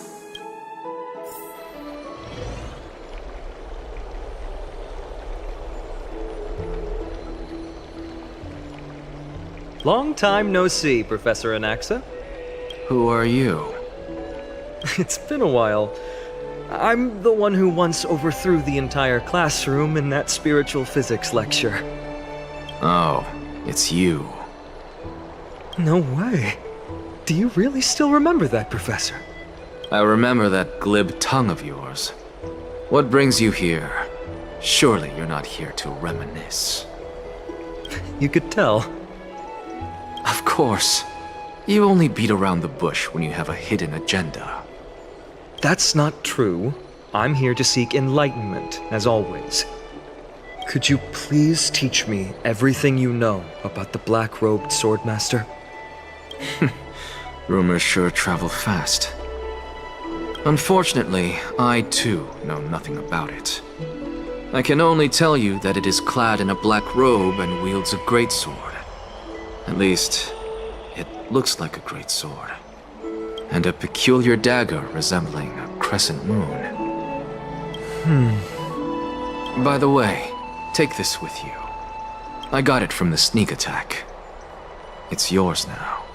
Oh, I was right. It is this thing. The one who torched Aedes Elysiae to the ground. And killed everyone. Don't try to be a hero. No one in Akama stands a chance against that thing right now. Is that what the Titan said as well? Not at first. But the god relented after having had a taste of its power. Even with the god possessing me, I couldn't fight against that blade. That incredible power doesn't seem to be granted by any Titan. Are you suggesting that it originates from beyond Emphorius? It's possible. Much like the Black Tide, no? Nonetheless, it's an enemy we must overcome. We? Drop the pipe dream, Phynon. No one wants to see you fall by their blade. His mere presence will endanger the Holy City and the Flame Chase. You know that I don't believe. You don't believe in the so-called prophecy, I know. However, I'm here to seek your assistance, not at the request of Aglaya or Treeby. I just want to eliminate a threat to the city I pledged to protect. That's all. The tragedy at the Grove must never happen again. Take a seat. Since you are sincerely seeking enlightenment, I suppose I can tell you one more thing.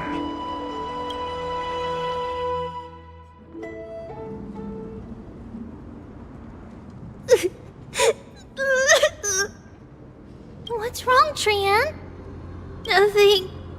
Just remembering what happened at the Grove. The monster in the black cloak. So scary. Everyone in danger. Nightmare. I can't forget.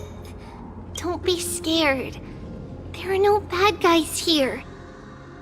Didn't you save everyone with the Century Gate, Trian? Trian threw it away. Far, far away. It's never coming back. We got back safe from the Grove because of you, Trian. You're the reason the Flame Chase journey can continue. Sorry. Trian feels a bit dizzy. Why are we here again? For the same thing, of course. Remember? Tomorrow we will reveal the prophecies past to everyone. But first, we need to restore the memories that have been blurred by the fragmentation. We hope to present the full truth to everyone without hiding anything. Since Yanis caused the fragmentation, we can only turn to another Titan or Onyx for help. Also, remember to get breakfast ready for Aggie before the lucid hour tomorrow. Oh, yes! Trian remembers now. Oh, on that note, we had better prepare some saffron before we meet with the Titan. Saffron? Huh, it's an essential offering for rituals in the Temple of the Three Fates. You think we shouldn't go to Orynyx empty-handed? Yes, it's also a symbol of Yanisopolis. If we are to replicate memories, we need to use something that has experienced those days. And when we first met Aggie, we added that to the porridge we made for her, and she really loved it. I see! It's like killing 3 birds with 1 stone! But it all depends on whether Orynyx is willing to help us. This could be a problem. After all, it was us who took the core flame from Yanis, from Orynyx's kin. We will have to give it a try. If there's truly no other way... In our current state, we probably can't do anything to them. We'll cross that bridge when we get there. Leave it to Trian. Trian knows how to play cute. In any case, let's look for Saffron first. I hope there's still some left in the temple, untouched by Nikador's soldiers. I remember that aged saffron is preserved in sealed jars. Let's be on the lookout as we go.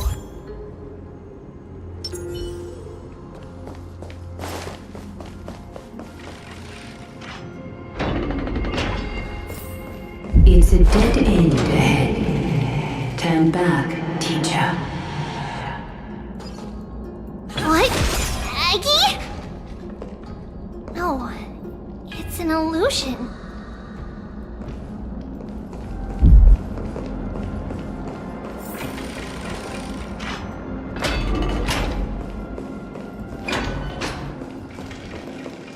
Wow, this room is huge.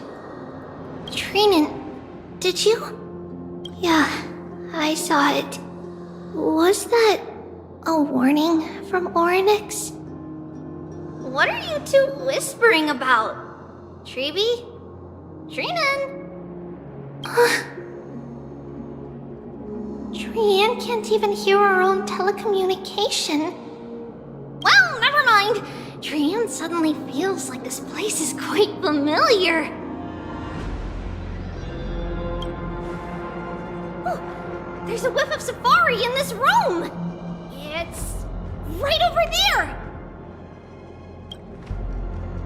Over here! Follow Trian!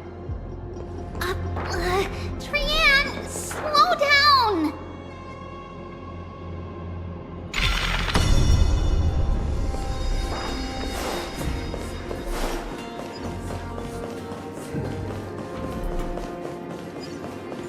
Even if separation is our fate, a futile death is not the solution. It appeared again! Right here! I summon thee, Orynyx! Stir up ripples of past reverie! Something's appeared! Wait, we should read it first.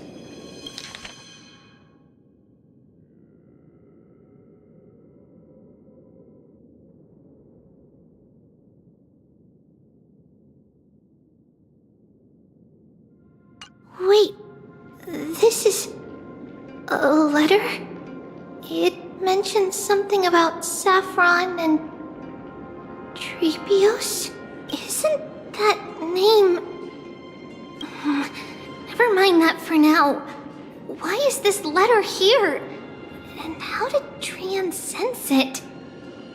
Could it be our lost memories? Is it possible that we were already noticed by Orynyx and entered their trial? But why haven't they said a word? Orynyx has the whims of a child. Perhaps they're toying with us on purpose. Come on, this isn't the right time to be playing games.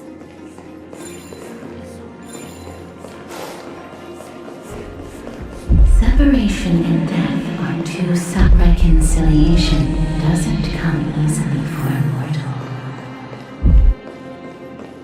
Are these visions also fragments of the past?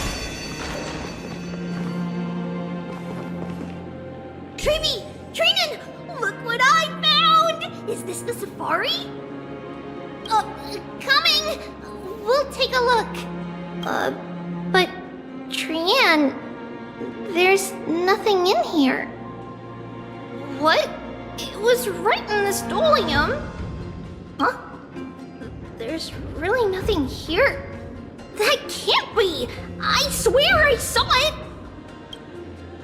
I swear! Trian is telling the truth. It was right there! Where did it go? Trin and Treeby, why aren't you saying anything?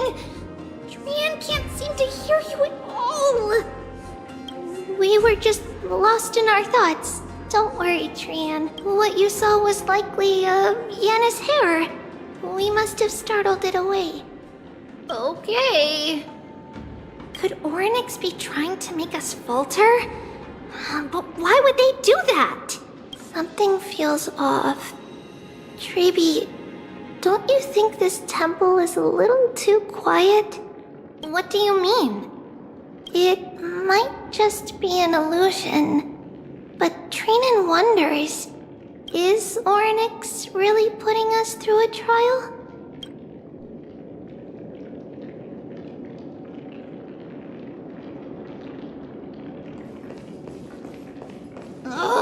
Still no luck finding any safari. I suppose we can do without it. Let's try to convince Orynyx. At least they didn't toss us out straight away. Whoa! Treeby, Trinan, look at this! So cool! There are so many of us now! Trian.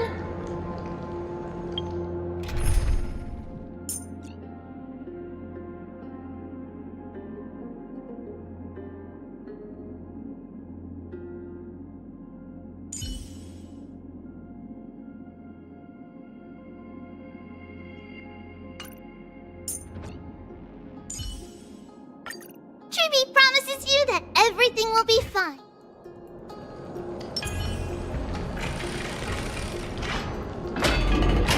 It's really quiet in here. Do all Titans live in dark places like this?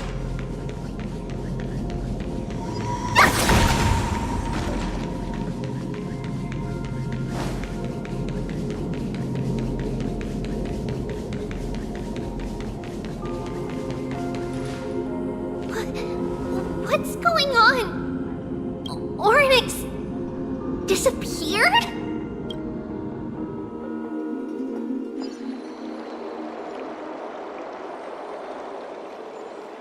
Are you saying that the black-robed swordmaster is not just tied to the black tide, but is also hunting for core flames everywhere?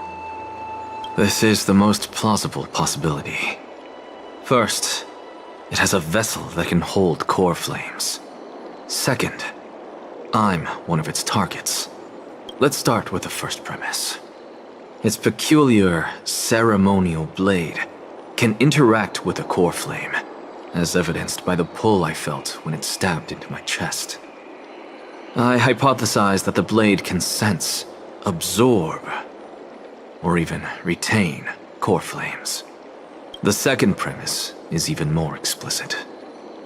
When it was engaged in fierce battle with many of us and was heavily distracted, it remained consistently focused on me. Or rather, on the Titan Circes inside me. So it's plundering the flames. But if your argument holds up, wouldn't he be headed to Akama soon? The vortex of Genesis is full of the Titan's core flames. Not necessarily. Let's call that person the Flame Reaver for now. If my presumption holds, that person has 3 targets. The first target is me. The second target is Orynyx, who hasn't yet fallen. And the third is Akama and the Vortex of Genesis, where the core flames are housed. But I suspect Akama won't be their first target. Kefali's core flame is guarded by the Council of Elders' arcane power. And Fagusa's water curtain should be able to block out any external perceptions. What about Thanatos and Aquila? Their core flames are yet to be restored. The whereabouts of Thanatos remain a mystery to all. As for Aquila, can you fly? No, I can't. Why are you asking that? Can that Swordmaster fly? good point. But what if he does grow wings? If they had wings, I wouldn't have made it out of the grove alive. That's a relief. Anyway, since the Flame Reaver has 2 targets, we need to move fast. With the distances between Akama, the grove, and these potential targets, I believe we should bolster our defenses and...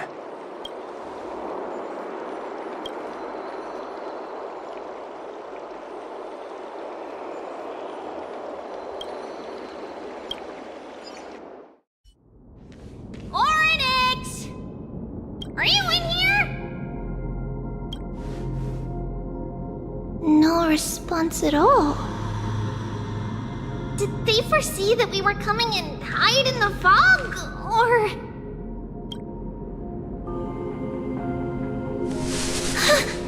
Treeby, we should leave. This temple has other people in it. What? Oh. Listen, footsteps. Fast ones. 3 or 4 people coming this way. Come on, we need to hide. Whoever they are, we can't let them see us. Treeby, Trainin, come check this out. What's this? Trian feels like it's so familiar.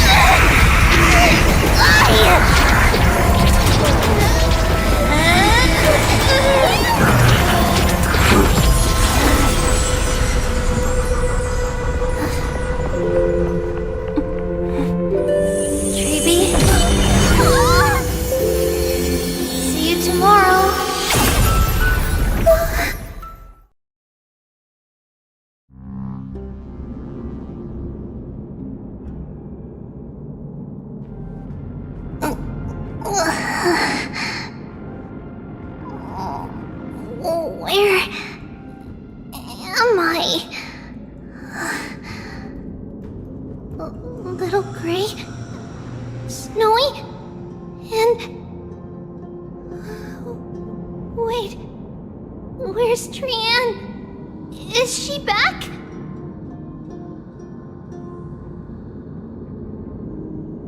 We only saw the 2 of you collapsed on the side of the road when we arrived.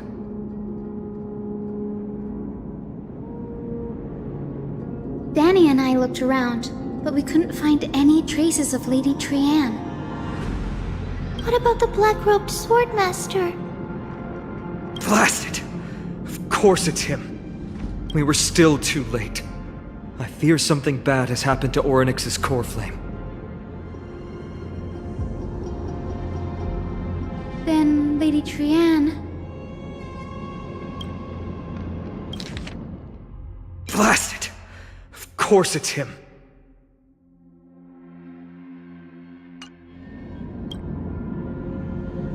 She doesn't have much divine power left.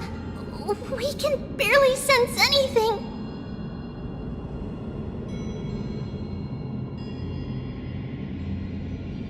That you're both safe is already a blessing. Everyone, we must take action now. We should split into 2 groups. One group will stay in the Abyss and meet up with Aglaya's reinforcements, then search for Trian's whereabouts. The other group will come with me to pursue the black-robed swordmaster and recover the core flame.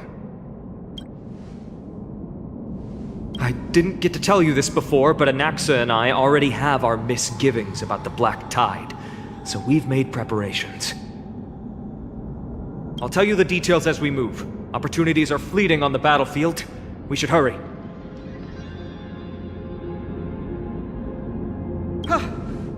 Lord Finan! Lady Treby and Lady Treenan. I'm glad you're all right. Did Aglaya's people get here? Yes. Lady Aglaya already knows about the situation and sent along a message. Finan, I understand that Swordmaster is of great importance to you. But if you charge in without a plan, I fear that you won't be the only one who dies in vain. I understand. Hatred is a hero's deadliest poison. I have no intention of fighting alone. If that Swordmaster really is related to the Black Tide, the Chrysos heirs must not take them lightly. I have indeed planned to return to the Holy City and discuss the strategy with Aglaya. We'll need all the help we can get for this encirclement.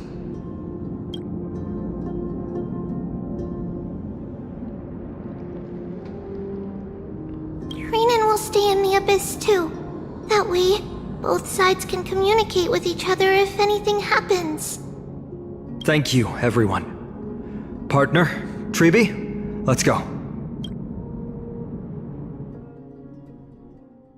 We're back, Aglaya. You should have come to me first, Finan. Aggie, there's no need to scold Snowy. Akuma is currently in grave danger. I know. It's beyond my imagination that the only two titans humankind can still rely on fell in such quick succession. I've never seen the golden thread pulled this taut, as if it could snap at any moment. Finan, tell us your plan. Time is of the essence.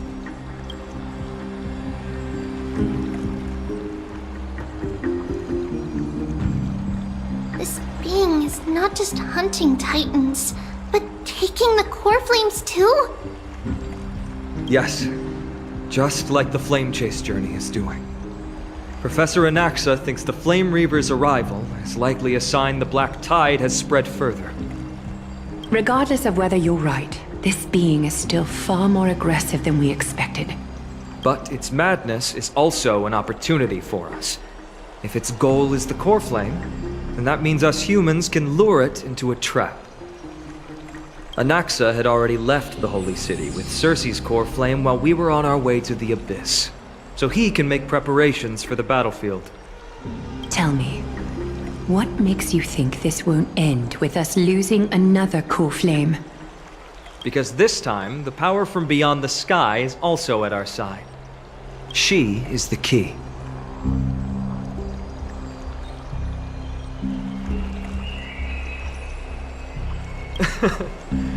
We need your other companion, too. Ma'am, do you mean me?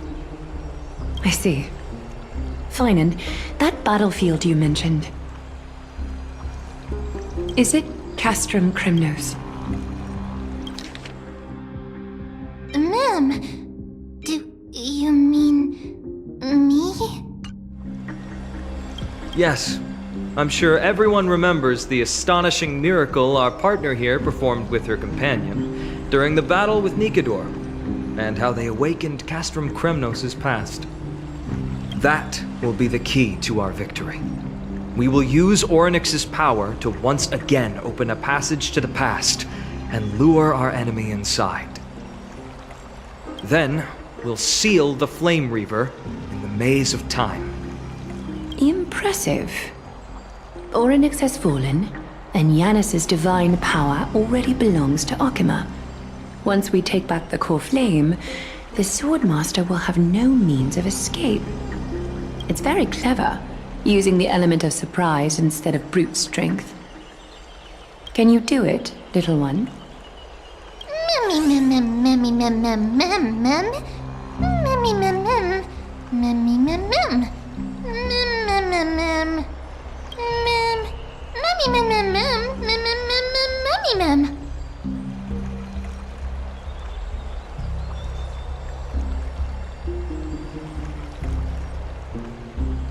Oh, come on!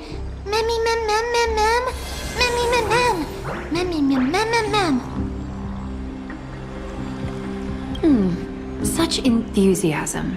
I'm glad to see you're confident. By the way, the Council of Elders declared a state of emergency when Treby went missing. Kainis and her following have heard tell of the incident at the Grove, and are galvanizing support in secret. I fear she'll make her move before the next assembly of the citizens. What are they plotting? That short-sighted politician likely believes the Chrysos heirs have outlived their usefulness, and is making preparations for her next step. That ugly side of humanity is something we'll have to deal with eventually. But that's a problem for another day. I've sent Castorus ahead to the council with a message. She should be able to keep the situation under control for the time being.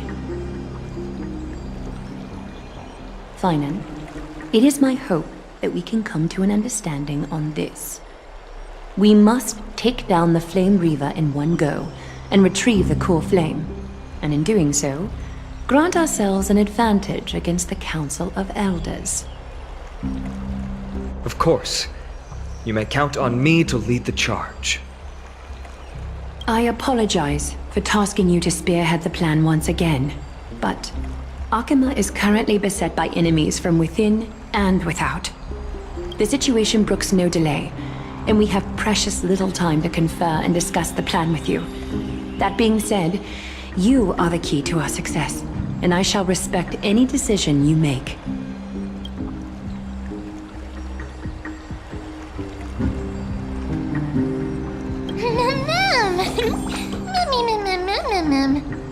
We are grateful to you for your aid, and to the rest of you as well.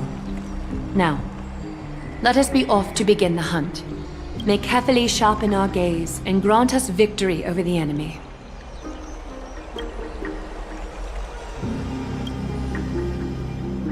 You mean Mighty? He's dealing with a different problem. Don't worry, that man would never miss out on this fight.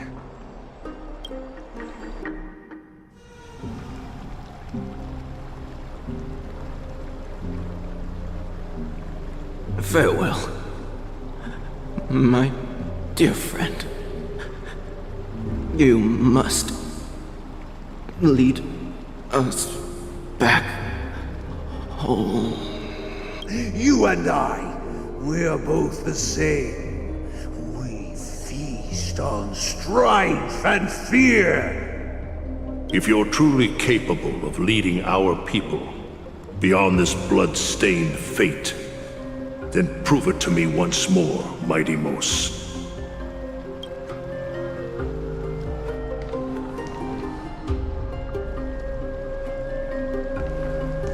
I knew you'd be here. I heard you're about to set off on an expedition. That's right.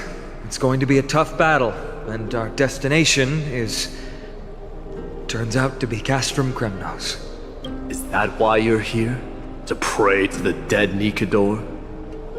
No, just the opposite.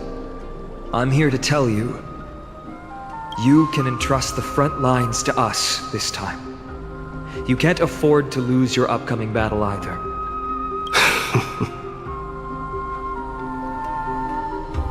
Have you heard the story of Geocles the Mountain Breaker? Sounds like you've spoken with Cartonus.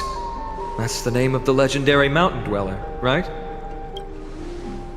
Let's have a chat before we go our separate ways. Cartonus told me that back in ancient times, the mountain dwellers lived in seclusion. They spent their days quarrying and gathering, living a simple and peaceful life away from strife. But Geocles was different. He resisted their traditional way of life, yearning for the world beyond the mountain. They're safe, but humdrum culture was like fetters around him.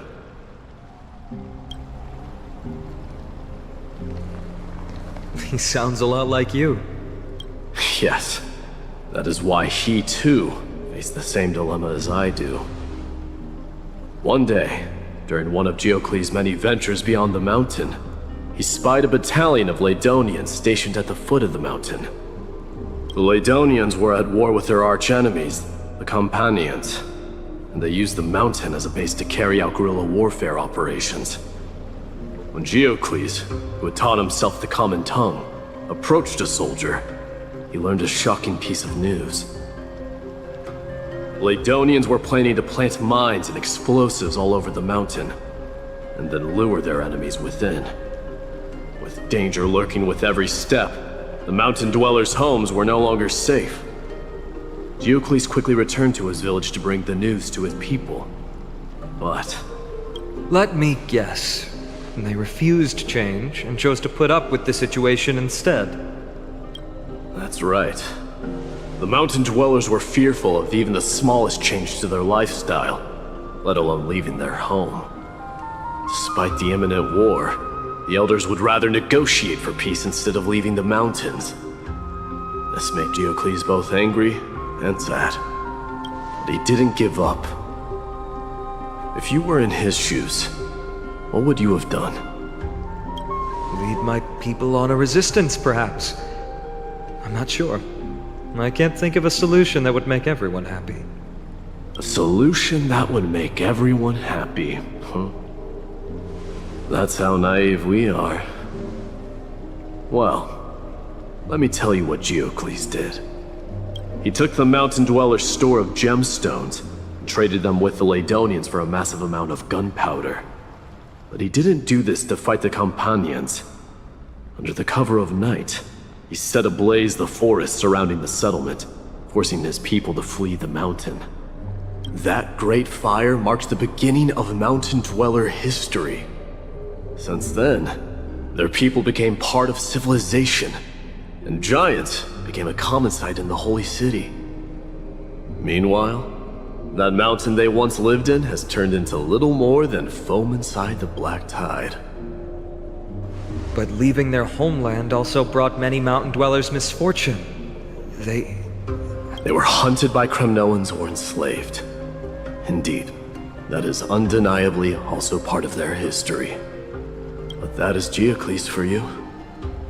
The merits of his actions, or lack thereof, have been scrutinized by many, but historians nevertheless hail him as the Mountain Breaker. Why do you think that is? It's simply because he took action and enacted change with his own hands. He didn't try to make everyone understand him, nor did he even waste time trying to make everyone happy. He started a great fire and burned the shackles of tradition to ashes, and then forced everyone to march toward the coming of a new era. You've made up your mind, haven't you? I'll be leaving Akama soon to fight the great darkness of this world, and to shoulder Nikador's destiny. So, listen well. If there comes a day when we meet again on the battlefield, and I stand opposed to the flame chase, remember to stab your sword into my back through my 10th thoracic vertebra. That's my weak spot, and the only way to kill me.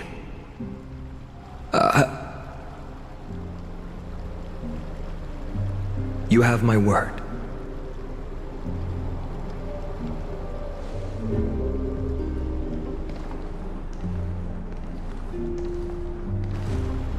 Go now.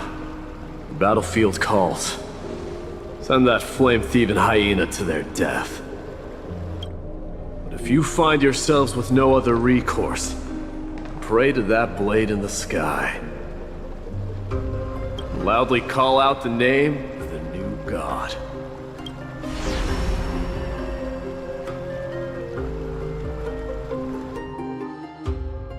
That's the sound of an all-out war. Not the kind of ruckus Professor Anaxa can raise on his own. Let's hurry. The battlefield is just ahead.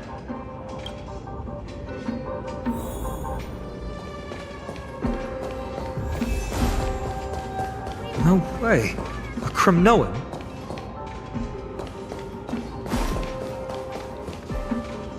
I didn't think she'd manage to send the Kremnoans to assist.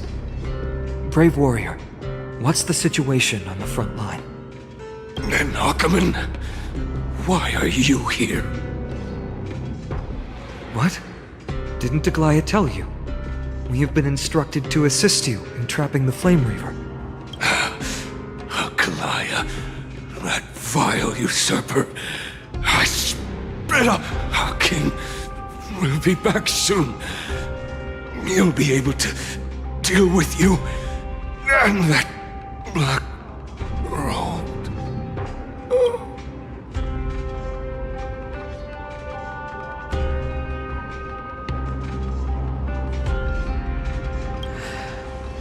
The Kremnoans really are just like their king. Rest in peace. May your glory last forever. Did they come to fight on their own accord? I can still fight. You must become king. Nikador is with us! Nikador is with us! Ninja runaway fast technique!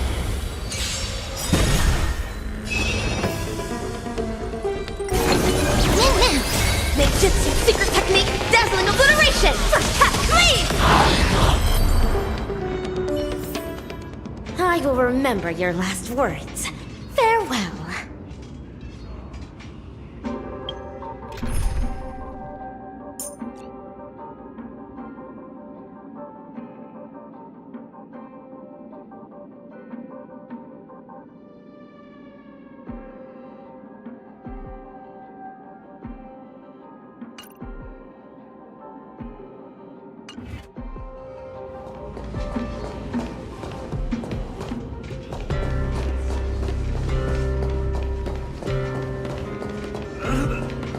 We're almost there.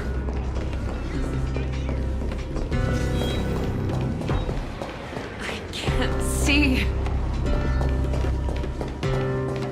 Once we take back the core flame, Yanis's passage will open. When that happens, you must evacuate immediately. Don't stay behind.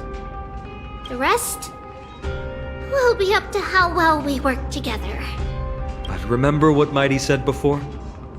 Cast aside all distractions once you're on the battlefield. Let's go, partner. Today, destiny shall stand with us!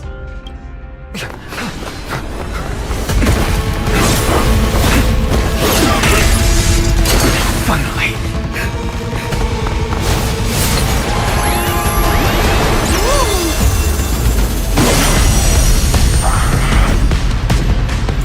Pent in the memories of the dead! Executioner! You sure know how to keep a man waiting.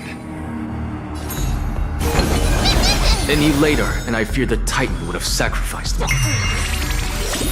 But once! Let's play hide and seek. Frail child of humanity, 'tis more effort keeping you hale and whole against that blade than it is in seeking the truth of the world. Dazzling Ninja reporting for duty. Myriad talent burst! Cosmic Ninjutsu secret technique, dazzling obliteration! First cut, leave!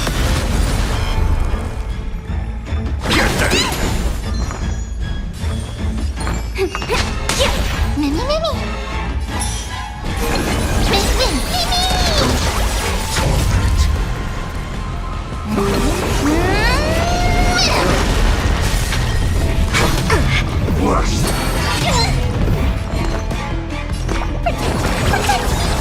Evil leap at once! Leave! Let's play! Mimi!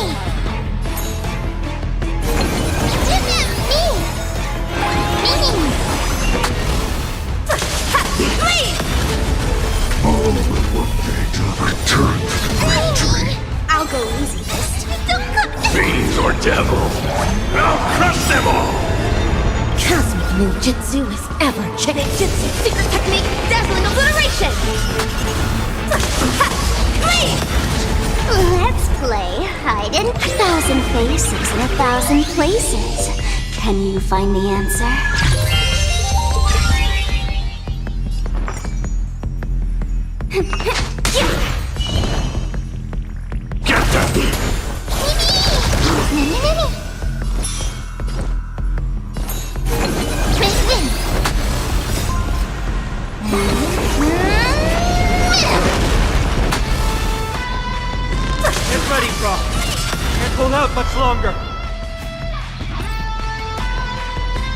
Quiet! I know what I'm doing!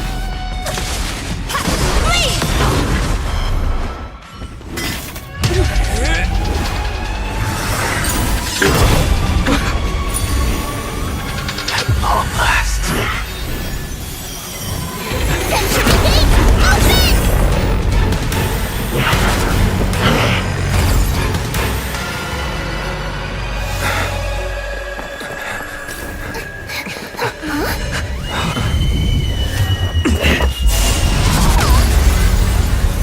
How embarrassing. You didn't come down from the sky? The city is mine anyway. So why shouldn't I go through the front door?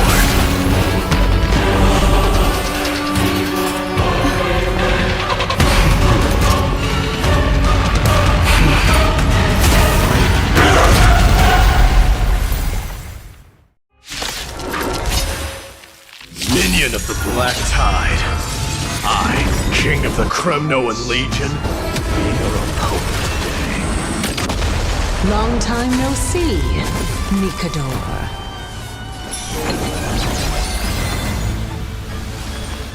You're spiffy? Serious colors burst! I'm gonna hold up your back again! Jutsu is Nejutsu, secret technique, dazzling obliteration! Leave! Get there! Mimi! Mimi! Leave! Let's... Such petty tricks.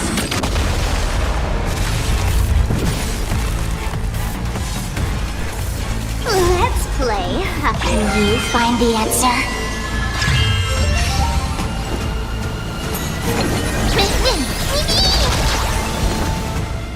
Get them!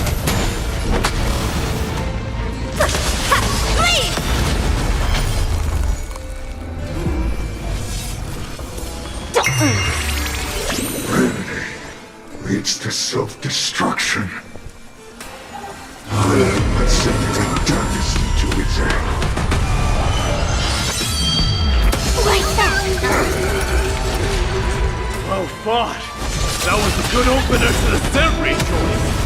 So I grant you the honor of sharing your final resting place with Kremno's departed heroes.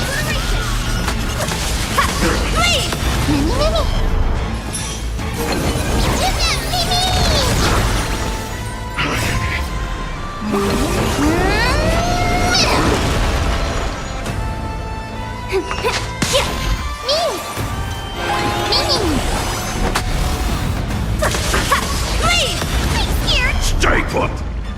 Get them! It's time to end this.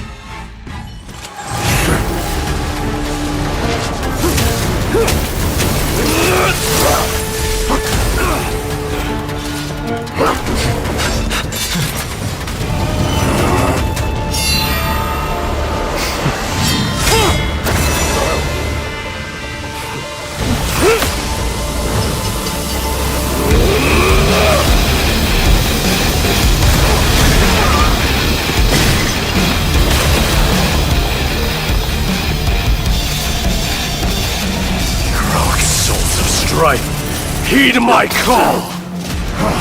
I am the Lance of Fury. The agony this world needs!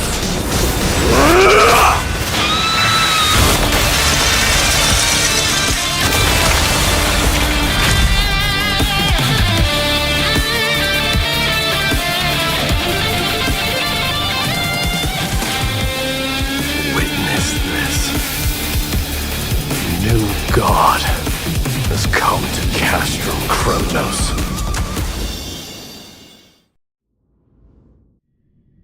Look! The warriors have returned! But are the rumors true? Has Ornyx fallen? It's as the Council of Elders said. We face a dangerous threat. Yet the Chrysos heirs are only inciting more chaos. They really gave the core flame of strife to a Kremnoan at the end. What a noisy crowd. This, doesn't feel right. It's probably because Orynyx is gone. Orynyx was a generous titan in the eyes of the people. They graced us with miracles, allowing humanity to reap many a convenience from the past. What they don't know is that the Titan didn't do all of that of its own volition. Regardless, the Titan has fallen, and we must surrender Orynyx's core flame. A meeting with that woman again so soon? I just can't catch a break. Professor Anaxa, why don't you find someplace to rest first? Matters that require Aglaya's attention are piling up. You two meeting again will, forgive my honesty, only distract her. Just try to stay on your best behavior, if you know what I mean. That's not up to me, I'm afraid. I've been trapped in her prison the moment I set foot in this holy city. The price of having a Titan living in my head, I suppose. Don't worry, I don't want trouble either.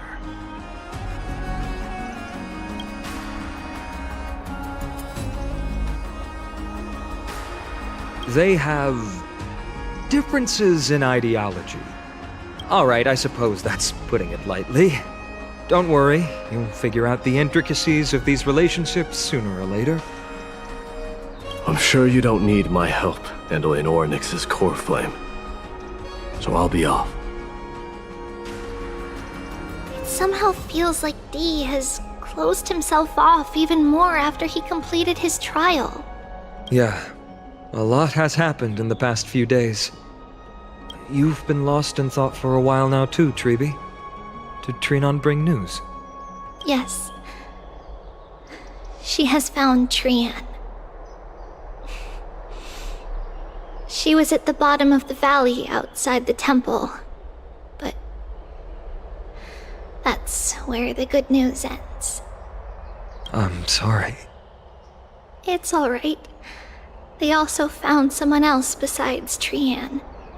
He was no better than a corpse when Trinan and Hyacinth arrived. He had suffered more cuts than could be counted and leaped off a cliff from a great height, all to free Trian's body from the clutches of the black-robed swordmaster. What a brave soul. Do we know who he is? Yes. It's Krateros.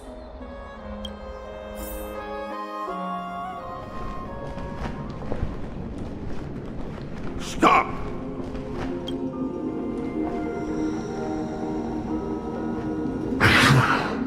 If you want this girl dead, you'll have to kill me first.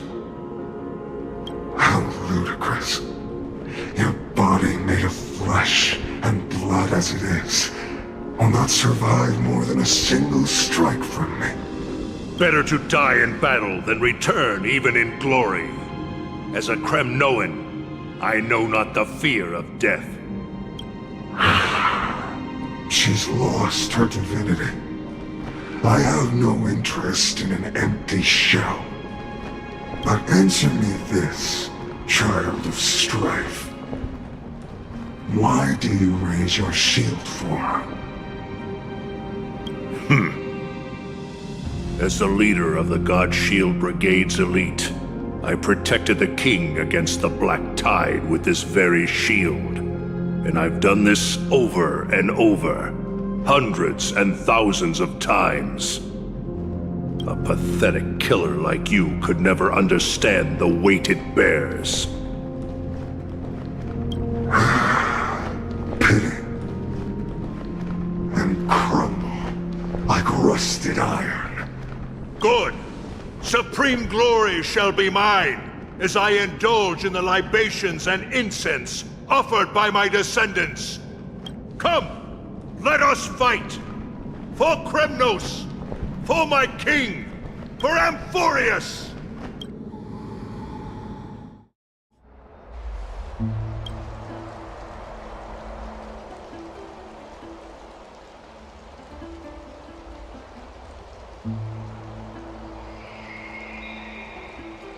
We foresaw this cruel parting 1,000 years ago. Today is but a reminder of that bitter taste.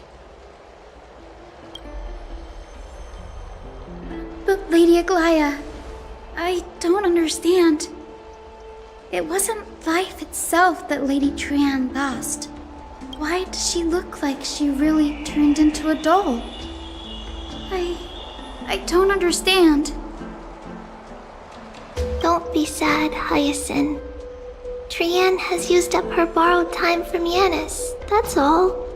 Her spirit is now riding the west wind, flying ahead to a world free of sorrow. If a world like that truly exists, does that mean everyone from the Grove is there too? It exists, Hyacinth. Do you not remember?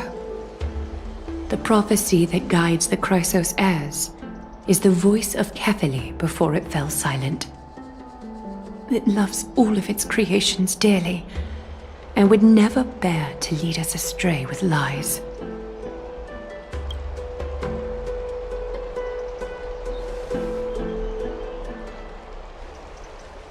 What about the Crimnoan veteran? How is he doing?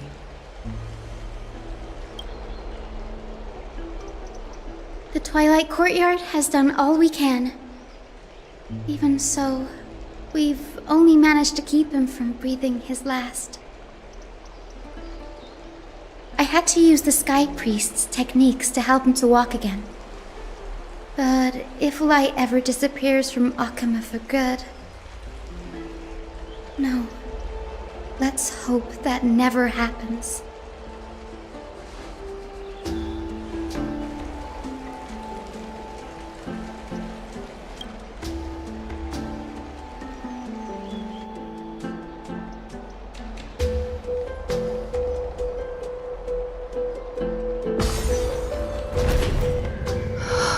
The parting hour is upon us. Yet the golden thread runs slack.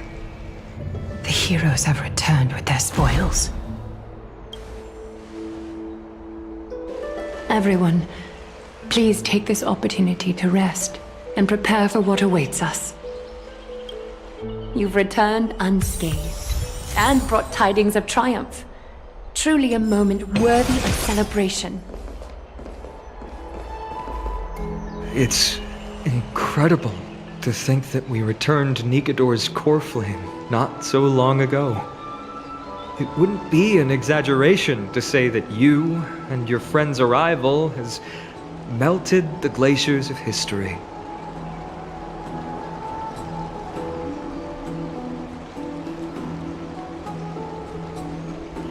You could say this is the true face of history. It slumbered for 1,000 years, only to awaken for this one moment. Alas, now is not the time for a study of history.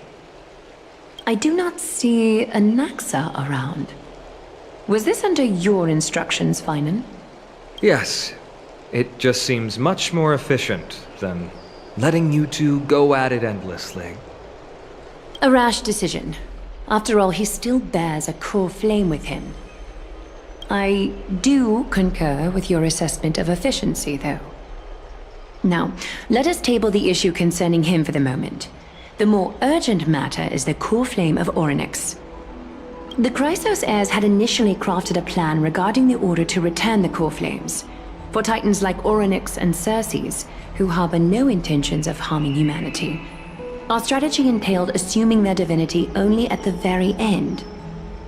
But this unforeseen turn of events has thrown everything into disarray.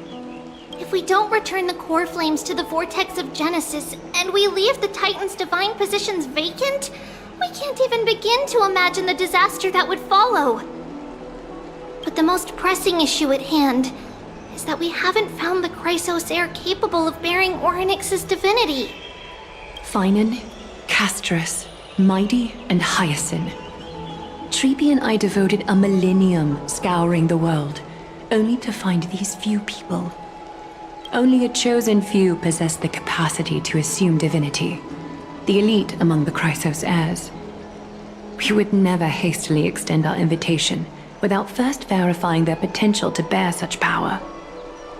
Yet we cannot compel anyone into divinity, as it would be no different from sentencing them to the gallows. Truly a dilemma. Yeah. How about letting her give it a try?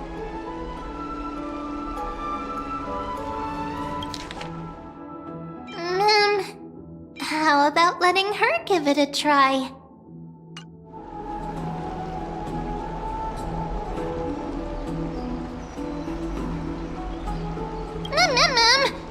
Special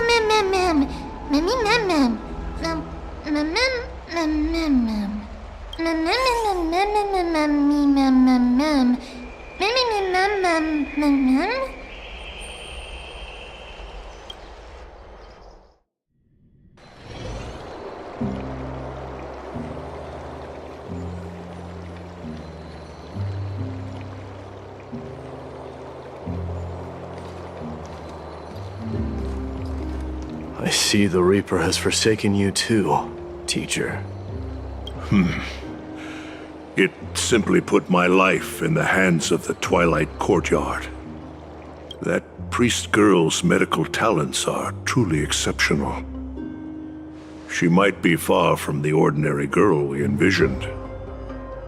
But this isn't about me, Mighty Mos. I saw it. You finally decided to embrace your own fate. Power of strife is stirring a tempest within me as we speak.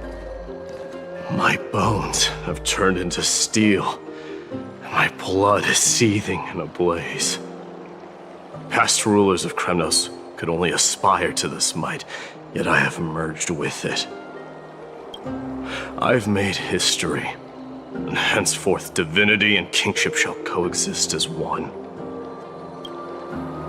Indeed, you've realized the aspirations of every former king of Kremnos.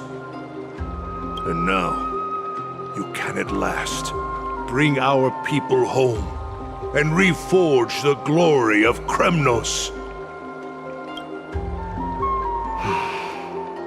Unfortunately, I harbor no such desire. What? What do you mean by that? Over 2 millennia past, devotees of Nikador's might banded together beneath their feet and erected a city of their own. Ever since then, Kremnoans have served as the blades wielded by the god of war, following the Titan's path in its conquest. Yet, gazing upon our history through the lens of my newfound divinity, over 2 millennia past, devotees of Nikador's might banded together beneath their feet and erected a city of their own. Ever since then, Kremnoans have served as the blades wielded by the god of war, following the Titan's path in its conquest. I now see it with unprecedented clarity. This history is sheer absurdity and inferiority. People surge onto the battlefield like ants, plundering and slaying for their own greed, only to be trampled upon like ants. The city and the beliefs that Kremnoans hold so dearly, alongside the supposed tradition, mere anthills that could be crushed with a single touch in the eyes of the Titan. You! Are you trying to strip Kremnoans of the pride we've amassed over thousands of years with mere words? That pride holds little significance, Krateros.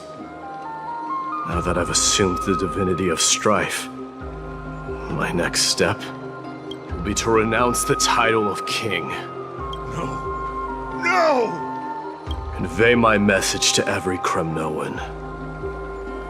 This is an order. Do not do this, Mighty Mos. I beg you. Our history commenced in the year 2506 of the Light Calendar, concluded in the year 4931. I, Mighty Mos, last king of Castrum Kremnos, son of Gorgo, do hereby proclaim the Kremnoan dynasty comes to an official close today. You have killed us. You have killed us all. No. I am granting you a new beginning. What is this? My mother's signet ring. It served as a symbol of kingship. And I now imbue it with a fresh significance. Take it, and rally those who have lost their identities. Convey the words of Maidimos, now ascended to divinity. You no longer need to chase fleeting honors or face death on the battlefield as if it were your sole destination. However, you must adapt to fit into the city you once observed with indifferent eyes. A cruel fate awaits Amphorius. No matter how illustrious a dynasty may seem, it crumbles to rubble and gravel before formidable foes. Yet, you shall tread the only path out, one that leads to a brand new world at its end. Why task me with being your messenger? Why not explain all this to them yourself? Because only humans can guide the path to be trodden by humans.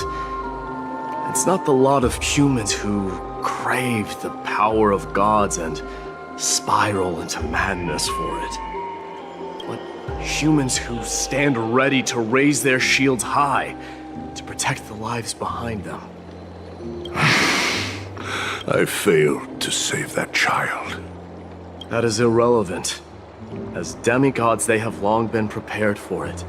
What truly matters is that you showed up there and shielded her. The one who persuaded Aglaya to set me free that night. Was that you? Yes. She's not one to easily make a concession. What did you offer her? I staked my mother's name to guarantee the integrity of your soul to her. I promised her that I would dedicate all I have to the Flame Chase journey. And what is next, Maidimos? Where will you be headed now? To the place where I belong, to fulfill my promise. The madness that has plagued Nikador and the darkness that has consumed Amphorius. It's now my turn to fight against it. There are some people to meet with before I leave. Let's go.